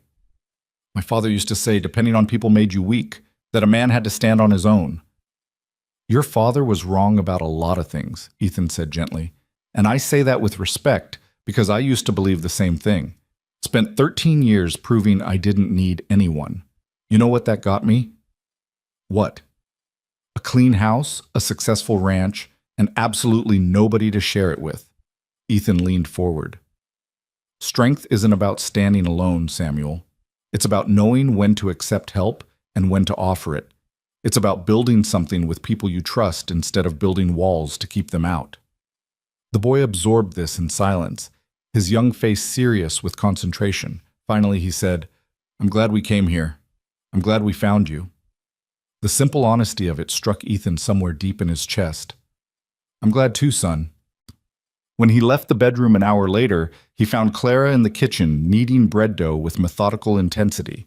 She looked up as he entered, flour dusting her hands and a strand of hair falling loose from its pins. How is he? Good. Asking questions, worrying about writing again. Doc says those are healthy signs. He talks to you differently than he talks to me. Clara's voice held no accusation, just observation. More openly, as if you understand something I don't. I understand what it's like to be a boy trying to be a man before you're ready. Your boys need their mother, don't doubt that. But sometimes they need someone who's walked the path ahead of them too. Clara nodded slowly, her hands stilling in the dough. Thomas never talked to them like that. He was either absent or making promises he couldn't keep. There was no middle ground, no steady presence. She looked at Ethan directly. You're giving them something they've never had. Stability. Reliability. A man whose word actually means something. Don't diminish it, Clara interrupted. Please, let me be grateful without you deflecting. So Ethan stood there, uncomfortable with praise but learning to accept it, while Clara shaped her dough and the afternoon light slanted through the windows. Outside he could hear Noah and Lily playing some game that involved a great deal of running and laughing, their voices bright with the resilience of children. There's something else I need to tell you, Clara said, not looking up from her work. I've been thinking about what comes next. For us. Ethan's stomach tightened. This was the conversation he'd been dreading, the one where Clara announced she'd found work elsewhere, that it was time to move on, that their stay had always been temporary. I wrote to some families in town, Clara continued, asking about positions as a governess or housekeeper. I thought that's what we needed. Independence. Our own place. A way to stop imposing on your generosity. You're not imposing. Let me finish. Clara finally looked at him, her eyes steady. I wrote those letters 3 weeks ago, before Samuel's accident, and yesterday I received 2 responses, both offering positions. One family needs a governess for their 3 daughters. The other needs a housekeeper and cook for a widower with a young son. The words landed like stones. Ethan forced himself to remain still, to keep his expression neutral, even as something twisted painfully in his chest. That's good, he managed. That's what you wanted. It's what I thought I wanted, Clara corrected. But then Samuel nearly died, and I watched you ride through that storm without hesitation. I watched you stay up all night, watched you care for my children like they were your own. And I realized something. What? That I've been so focused on being independent, on not needing anyone, that I almost missed what was right in front of me. Clara wiped her hands on her apron and came around the table to stand directly before him. You said we'd figure things out together. Did you mean that? Yes. Then I need to know what you want, Ethan. Not what you think I want to hear, not what's proper or expected. What do you actually want? The question hung between them, enormous and terrifying. Ethan had spent so many years not wanting anything beyond the next day's work, the next season's harvest. Wanting implied hope, and hope invited disappointment. But standing here with Clara looking at him so directly, he couldn't hide behind old fears anymore. I want you to stay, he said, his voice rough. You and the children, not as guests, not as temporary arrangement. I want you to stay permanently. As what? Your housekeeper? As my wife. The words came out before he could second-guess them, stark and honest in the quiet kitchen. Clara's eyes widened, her lips parting in surprise. Ethan, I know it's fast. I know we've only known each other 6 weeks, but I also know that in those 6 weeks, you've changed everything about my life. This house was just a building before you arrived. Now it's a home. I was just surviving before. Now I'm living. He took a breath. I'm not asking because I pity you or because I think you need saving. I'm asking because I love you, all of you, and I want to build a future together. Clara stood very still, her eyes searching his face. When she spoke, her voice trembled slightly. Do you understand what you're taking on? 3 children who aren't yours. A woman with almost nothing to her name. The talk that will follow, people saying I trapped you, that you married me out of obligation. I don't care what people say. The children's grief, their complications, Samuel's stubbornness and Noah's nightmares, and Lily's attachment issues. I want all of it, Ethan interrupted. The complications, the chaos, the noise. I want morning arguments about chores and evening stories by the fire. I want to teach Samuel to be a better man than his father. I want to watch Noah's curiosity bloom. I want to see Lily grow up feeling safe and loved. He paused. And I want to wake up every morning next to you, knowing we're building something that matters. Tears spilled down Clara's cheeks, but she was smiling. I don't love you yet. I care about you deeply, but love, real love, that takes time. I know. But I think I could love you. I think I'm already halfway there. Clara reached up, touching his face with her flour-dusted hand. And my children already adore you, which counts for more than you probably realize. Is that a yes? That's a yes, but with conditions. Clara's expression turned serious. I won't be a burden. I'll contribute equally to this household, to this partnership, and I need you to promise me something. Anything. Promise me you'll never make promises you can't keep, that you'll be honest with me, even when it's hard, that if you're struggling or uncertain, you'll tell me instead of hiding behind stoic silence. Her voice softened. I lived with secrets and false assurances for too long. I need truth, even if it's uncomfortable. I promise, Ethan said. On everything I hold sacred, I promise. Clara pulled him down and kissed him, soft and tentative at first, then deeper as he wrapped his arms around her waist. She tasted like flour and hope, and when they finally broke apart, both were breathing hard. We should tell the children, Clara said. Together. They found all 3 in the bedroom, where Samuel still spent most of his time. The boy was sitting up in bed, looking stronger than he had in days, while Noah showed him something he'd drawn and Lily attempted to braid her doll's yarn hair. The children looked up as their mother and Ethan entered, and something in their expressions suggested they sensed this was important. We need to talk to you about something, Clara began, settling on the edge of Samuel's bed. Ethan stood beside her, his hand finding hers. Are we leaving? Samuel's voice was tight with barely controlled fear. Did we do something wrong? No, sweetheart, nothing like that. Clara squeezed Ethan's hand. Actually, we wanted to ask how you'd feel about staying here. Permanently. 3 pairs of eyes widened. Noah spoke first. Really? We can stay forever. If you want to, Ethan said. Your mother and I, we've been talking, and we think this could be a real home for all of us, together. Like a family? Lily's small voice was hopeful. Exactly like a family, Clara confirmed. Ethan has asked me to marry him, and I've said yes. But this decision affects all of you, so we wanted to make sure you understood what it means. Samuel's face had gone carefully blank, that protective mask Ethan had come to recognize. You're marrying him because you need his money, because we need a place to live. Samuel! Clara's voice was sharp, but Ethan held up a hand. It's a fair question. He moved to sit in the chair beside the bed, putting himself at eye level with the boy. You're right that your mother needs stability. You all do. And yes, marrying me gives you that. A home, security, a future. But that's not why she's saying yes. Then why? Because in the past 6 weeks, we've become important to each other. Because we work well together. Because I love her, and I love you children, and I want to be part of this family. Ethan held Samuel's suspicious gaze. I'm not trying to replace your father. I can't do that, and I won't try.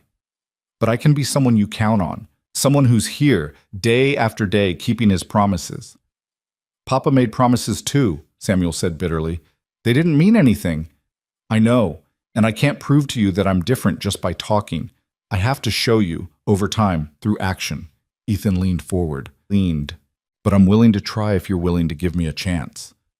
The room was silent, except for the ticking of the clock on the wall.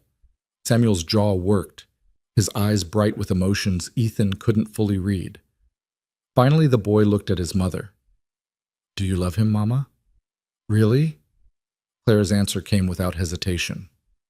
I'm learning to, and I trust him, Samuel. More than I've trusted anyone in a long time. That has to count for something. Samuel turned his attention back to Ethan. If we say yes, what changes? Everything and nothing, Ethan said honestly. You'll have a father again, or at least someone filling that role. You'll have responsibilities on this ranch, real work that matters. You'll have stability and security. But you'll also have expectations. I'll expect you to follow through on commitments, to treat your mother and siblings with respect, to work hard and honest. I already do those things. I know you do, and that won't change. Ethan paused. What will change is that you won't have to do them alone anymore. You won't have to be the man of the family at 10 years old. You can just be a boy who's learning and growing with adults around to shoulder the weight. Something in Samuel's expression cracked, just slightly. And if I make mistakes? Then we'll work through them together. That's what families do. Noah had been listening with rapt attention, but now he burst out. I think it's wonderful. Can I call you Papa? The question caught Ethan off guard. He looked at Clara, who nodded slightly, leaving the decision to him. If you want to, Ethan said carefully, though you might want to take some time to think about it. That's a big word, and it comes with meaning. I want to, Noah insisted. You're already more like a papa than Papa was. You actually teach us things and spend time with us and… Noah, Samuel cut him off, his voice tight. Don't. But it's true. Papa was always gone or drunk or angry about money. Mr. Cole, Ethan, he's here. He cares about us. That doesn't mean we forget Papa existed. I'm not saying forget. I'm saying, boys. Clara's voice was firm. Both of you stop. She looked at Samuel with gentle understanding. Your brother isn't betraying your father's memory by accepting Ethan into his life. And you're not betraying anything by being cautious. You both get to feel however you feel. Samuel's eyes were wet now, and when he spoke, his voice broke. What if it doesn't work? What if he leaves like Papa did? What if we trust him and he… Hey! Ethan moved to sit on the bed, close enough that Samuel could push him away if he wanted. I can't promise I'll never make mistakes. I can't promise life won't throw hard things at us. But I can promise I won't leave. I won't abandon you. That's not who I am. You don't know that. People always leave eventually. Not always. Ethan thought of his own losses, his own fears. Sometimes people stay. Sometimes they choose to stay even when it's hard, even when it would be easier to walk away. I'm choosing to stay, Samuel. For your mother, for you, for your brother and sister. That's my choice, and I'm making it freely. The boy stared at him for a long moment, and Ethan could see the war happening behind those young eyes, the desperate want to believe warring with the learned certainty that trust led to pain. Finally, so quietly Ethan almost didn't hear it, Samuel said, Okay. Okay? Okay, you can marry Mama. Okay, we can stay. Samuel wiped roughly at his eyes. But I'm watching you. If you hurt her, if you hurt any of us, Then you'll have every right to call me out on it, Ethan finished. Fair enough? Lily had been watching this entire exchange with her solemn eyes, and now she climbed onto the bed beside Samuel, tucking herself against Ethan's side. Will you read to us every night? She asked. Like a real papa? Ethan's throat tightened with emotion. Every night I'm home, I promise. And help Mama with cooking? As much as she'll let me. And fix Annabelle if she breaks again? Absolutely. Lily considered this, then nodded decisively. Okay then, you can be our papa. The simplicity of childhood acceptance, the way Lily could weigh evidence and make decisions without the complications of adult fear, it made Ethan smile even as his eyes burned with unshed tears. Claire was watching all of this with an expression of wonder and gratitude, and when their eyes met across her children, Ethan saw his own emotions reflected back at him. This family, these people who'd stumbled into his life 6 weeks ago, they were his now, and he was theirs. The next week passed in a blur of preparation. Clara wrote polite refusals to both families who'd offered her positions, and the relief in her voice as she sealed those letters told Ethan he'd made the right choice. They rode into town together to speak with the minister about a wedding, enduring the curious stares and whispered conversations that followed them through the streets. Let them talk, Clara said as they left the church, her hand secure in the crook of Ethan's arm. We know the truth. That's enough. But not everyone was content with whispers. 3 days before the planned wedding, a visitor arrived at the ranch, a man Ethan recognized from town, James Thornton, whose ranch bordered his property to the north. Thornton was in his 40s, prosperous and widowed, with a reputation for shrewd business dealings. Cole, Thornton called from horseback, tipping his hat as Ethan emerged from the barn. Got a moment? What can I do for you, Thornton? The man dismounted, his eyes already scanning the ranch yard where Noah and Lily were playing. Heard interesting news in town. You're taking a wife. That's right. The widow Rowan, the one who showed up with nothing but 3 hungry children. Thornton's tone was conversational, but Ethan heard the edge beneath it. She showed up with more than that. But yes, that's who I'm marrying. Interesting timing, don't you think? Woman arrives destitute. Within weeks she's convinced you to marry her. Thornton smiled, but there was no warmth in it. Some might say that's rather calculated. Ethan felt his jaw tighten. Is there a point to this visit, Thornton? Just looking out for a fellow rancher. I actually met Mrs. Rowan in town last week. Lovely woman, quite charming. I offered her a position, housekeeper and companion. Very generous terms. He paused. She turned me down, said she had other arrangements. She did, with me. So I gathered. Thornton's expression turned speculative. I'll be direct, Cole. I've been looking for a suitable wife for some time. Mrs. Rowan fits my requirements perfectly. Educated, refined, already proven herself capable with children. My boy needs a mother, and she needs security. It's a practical arrangement. She's marrying me. Are you sure about that? Or did you just happen to be convenient? Thornton stepped closer. Think about it, Cole. You've been alone for years. Suddenly, a pretty widow shows up on your doorstep with a sad story. Don't you wonder if maybe you're being played? Before Ethan could respond, Clara's voice cut through the tension. Mr. Thornton, what an unexpected visit. She'd emerged from the house, and she approached them with her head high and her expression cool. Thornton tipped his hat, his smile widening. Mrs. Rowan, I was just discussing with Cole here my offer of employment. The position is still open if you've reconsidered. I haven't, and I find it remarkably presumptuous that you'd come to my fiancé's home to poach his future wife. Poach is a strong word. I'm simply ensuring you understand all your options. I understand them perfectly, Mr. Thornton. Claire's voice could have cut glass. I understand that you're a man who views marriage as a transaction, women as household acquisitions, and love as an inconvenient complication. I understand that you came here hoping to undermine Ethan's confidence in my integrity, and I understand that you're leaving now before I forget my manners entirely. Thornton's smile faltered. Mrs. Rowan, I meant no offense, Of course you did, and you've achieved it. Clara stepped closer to Ethan, her shoulder brushing his arm in a gesture of unmistakable solidarity. I'm marrying Ethan Cole because I choose to. Because he's a good man who treats my children with kindness and me with respect. Because he doesn't view my circumstances as leverage or my affection as something to be purchased. Now, I believe you have business elsewhere." For a moment, Thornton looked like he might argue. Then he caught the expression on Ethan's face and seemed to think better of it. He mounted his horse with poor grace. "You're making a mistake, Mrs. Rowan. Cole's ranch is half the size of mine, his prospects half as good. But if you prefer poverty and sentiment to security and prosperity, that's your choice to make." "Yes," Clara agreed. "It is. Good day, Mr. Thornton." They watched him ride away, and only when he'd disappeared over the rise did Ethan let out the breath he'd been holding. "That was infuriating," Clara finished. "The presumption of that man coming here and suggesting I'm some kind of fortune hunter. He suggested I was a fool being manipulated. Which is even worse." Clara turned to face him fully. "You're not having doubts, are you, because of what he said?"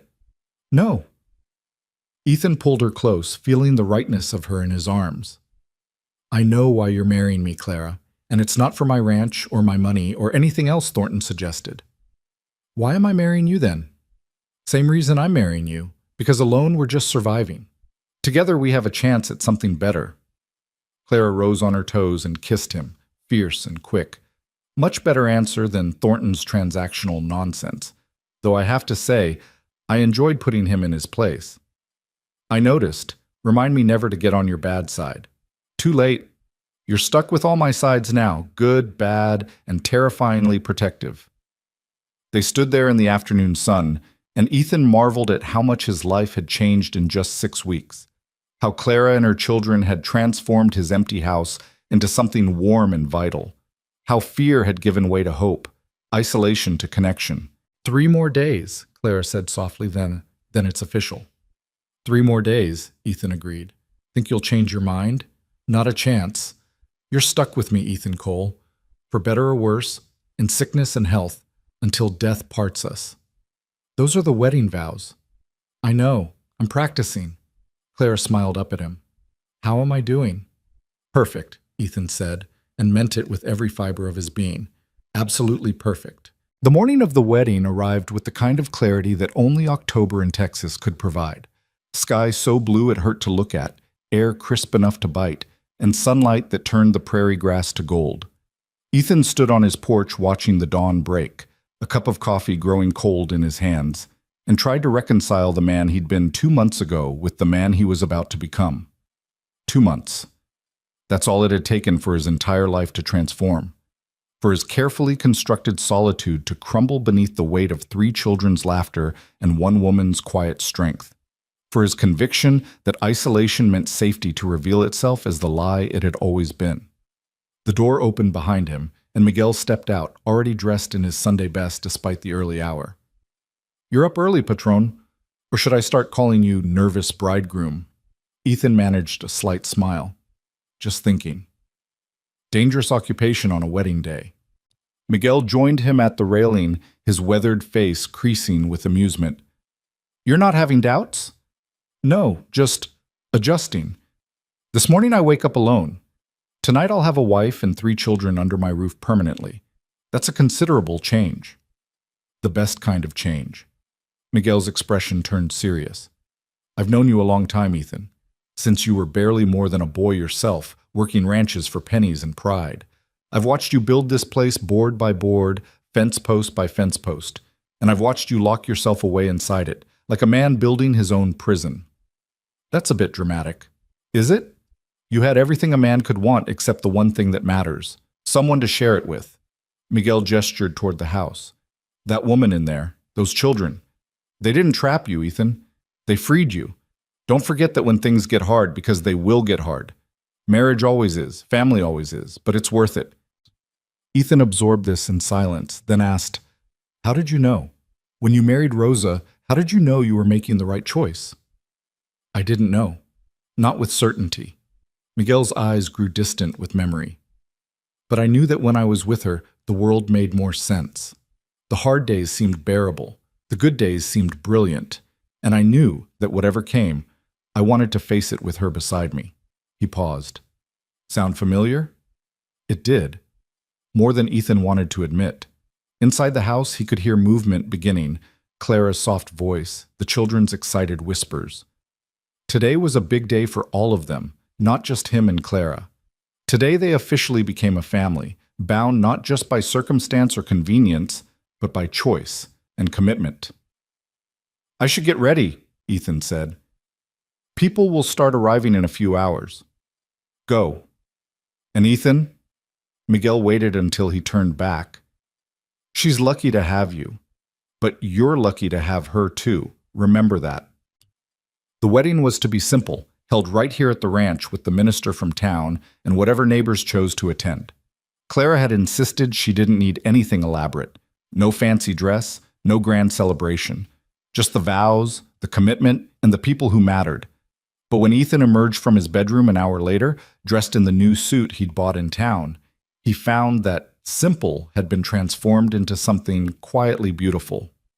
Clara and Martha Miller must have been conspiring, because the main room had been decorated with wildflowers in mason jars, the table covered with a white cloth he'd never seen before, and chairs borrowed from neighbors arranged in neat rows. Samuel appeared from the bedroom, looking uncomfortable in a borrowed suit that was slightly too large. Behind him came Noah, practically vibrating with excitement, and Lily wearing a dress that Clara must have stayed up half the night finishing, blue calico with white ribbons that made her look like a tiny princess. "Mr. Cole!" Lily ran to him, then stopped short, suddenly shy. "You look different." "So do you, miss. Very grown up. Mama says today is special, that after today, you're going to be our real papa." The words landed with unexpected weight. Ethan knelt down to her level, aware of the boys watching from across the room. "That's right. Is that all right with you?" Lily considered this with her characteristic seriousness. Then she nodded decisively. "Yes, because you already act like a papa. You read stories and fix things and make Mama smile, so you might as well be official." The simple logic of childhood, cutting through complexity to reach truth. Ethan pulled her into a quick hug, then stood to find Samuel watching him with an expression that was equal parts hope and wariness. "You look good, Samuel. Very handsome." "Thank you, sir." The boy's formality was armor, protection against disappointment. But there was something else there, too. A tentative reaching out, barely visible, but present nonetheless. Noah bounded over, unable to contain himself any longer. "Is it true we get cake? Martha Miller said there's cake." "It's true. After the ceremony." "And then you and Mama are married forever?" "That's the plan." "Good." Noah's grin was infectious. "Samuel was worried you might change your mind, but I told him you wouldn't. You're not like that." Samuel's face flushed. "I wasn't worried. It's smart to be cautious." "It is," Ethan agreed. "And I'm glad you're looking out for your mother and your siblings. That's exactly what a good son does." He paused. "But today you can relax. I'm not going anywhere." Before Samuel could respond, the sound of arriving wagons drew their attention to the windows. Neighbors were beginning to arrive, some curious, some genuinely happy for them, all dressed in their Sunday finest. Martha Miller bustled in with her husband in tow, immediately taking charge of final preparations. Doc Harrison arrived with his wife. Miguel brought his entire extended family, 3 generations filling the small house with warmth and noise. And through it all, Clara remained in the bedroom, invisible but present, the reason for this gathering. The minister arrived precisely on time. Reverend Samuels, a practical man who understood frontier life and didn't waste words. He positioned himself by the fireplace while the guests found seats, children squirming on their parents' laps, adults whispering behind their hands. Ethan took his place beside the minister, his heart hammering against his ribs. Miguel stood beside him, serving as witness, and the 3 children arranged themselves on his other side. Noah bouncing on his toes, Lily clutching Annabelle, Samuel standing rigid with responsibility. Then the bedroom door opened and Clara emerged. She wore a dress of deep green, not white, which would have been inappropriate for a widow's remarriage, but a color that brought out the warmth in her brown eyes and the richness of her auburn hair. The dress was simple, well made but not elaborate, and she'd pinned her hair up with small white flowers that Miguel's daughter must have provided. She was beautiful. Not in the decorative way of women who spent hours on their appearance, but in the authentic way of someone comfortable in their own skin, confident in their choices, certain of their path forward. Their eyes met across the room, and Ethan saw his own emotions reflected back: nervousness, excitement, certainty, hope. Clara smiled, small and private, just for him, and began walking toward him down the makeshift aisle. She moved alone, no father to give her away, no family to witness her second chance at happiness. Just Clara, choosing her own future with clear eyes and an open heart. When she reached him, she handed her small bouquet to Lily and took Ethan's offered hands. Her fingers trembled slightly, but her voice was steady. "Ready?"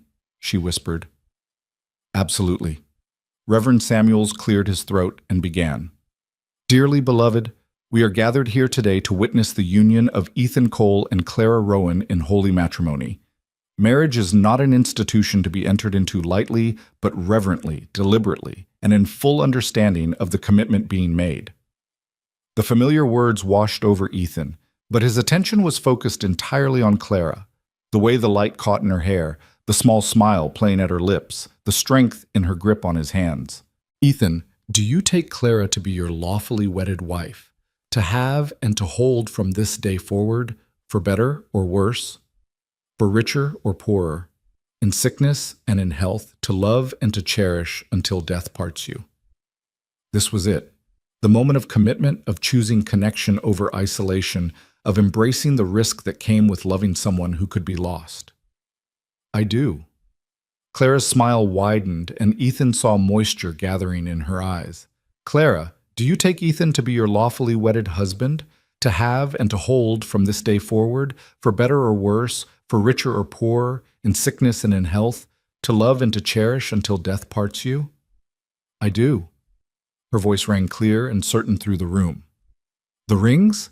Miguel produced 2 simple gold bands, nothing elaborate but solid and well-made, purchased in town with more care than Ethan had ever given to any purchase. He'd chosen them with Clara's input, both of them agreeing that simplicity suited them better than ostentation. Ethan took Clara's ring and slipped it onto her finger, his voice steady as he repeated the minister's words. "With this ring I thee wed. All that I have I share with you." Clara's turn, and her hand shook slightly as she placed the band on Ethan's finger. "With this ring I thee wed. All that I am I share with you.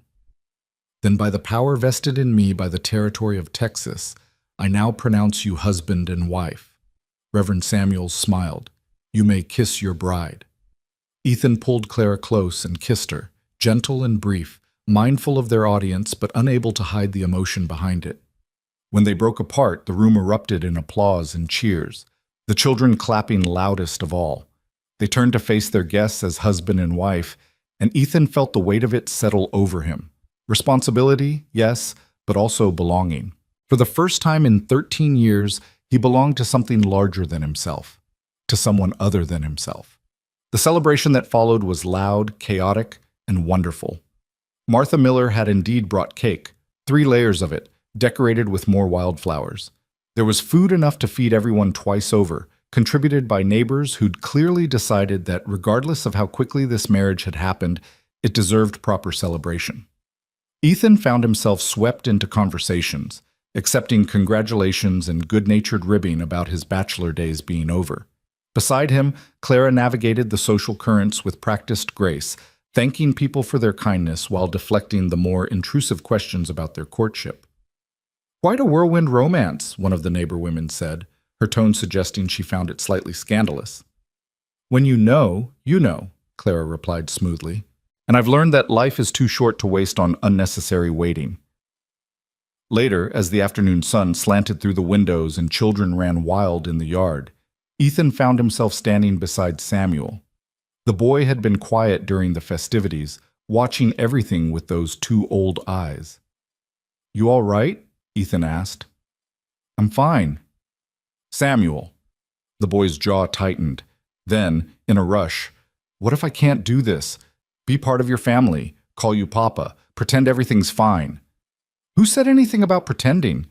Ethan led him away from the crowd, out onto the porch where they could talk privately. "This isn't about pretending, Samuel. It's about building something new while respecting what came before." "But Papa..." "Your papa was your papa.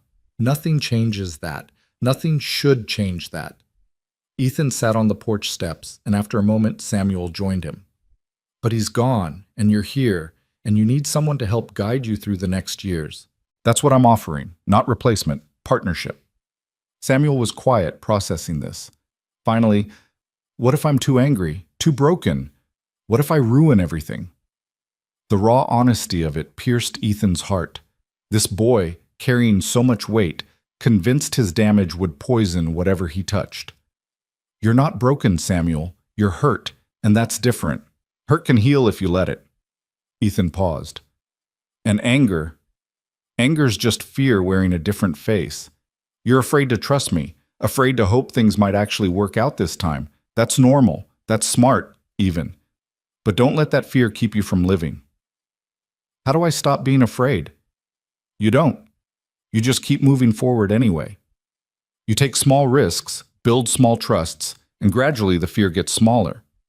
Ethan looked at the boy directly. I'm not asking you to call me Papa if you're not ready. I'm not asking you to forget your father or pretend the past didn't happen. I'm just asking you to give us a real chance. Samuel's eyes were wet, but he didn't look away. What if I try and it still doesn't work? Then we'll figure it out together. But Samuel, what if it does work? What if you let yourself be part of this family and it turns out to be exactly what you needed? The boy absorbed this, and Ethan could see the war happening inside him. Fear versus hope, past versus future. Then Samuel did something Ethan hadn't expected. He leaned against Ethan's shoulder, just slightly, and whispered, I'll try. That's all anyone can ask. They sat there for a while, watching the celebration continue inside, and Ethan felt something shift. Not a complete transformation. That would take time, patience, countless small moments of building trust. But a beginning, a possibility. When they returned inside, they found Clara had corralled Lily and Noah, and the five of them stood together as Martha Miller insisted on taking a photograph with her husband's camera. They arranged themselves awkwardly, Clara and Ethan in the center, the children arrayed around them, and tried to hold still for the long exposure. Think of something happy, Martha commanded. This is your wedding day, for heaven's sake. Ethan looked at Clara, who looked back at him with such open affection that it made his chest tight. Around them, their children, because that's what they were now, their children, tried to maintain serious expressions and failed, small smiles breaking through despite their best efforts. The camera clicked, capturing that moment forever. A family, new and uncertain but genuine. A man who'd learned that strength came from connection, not isolation. A woman who'd chosen hope over safety. 3 children learning to trust again. Later, after the guests had departed and the house was quiet again, Ethan and Clara stood on the porch watching the sunset paint the sky in brilliant colors. Inside, the children were settling into their evening routines. Samuel reading to his siblings before bed, a responsibility he'd claimed as his own. How are you feeling, husband? Clara asked, the word still new and slightly foreign on her tongue. Grateful. Terrified. Happy. Ethan pulled her close. How about you, wife? All of those things. Plus relieved that it's official now. No more uncertainty, no more temporary arrangements.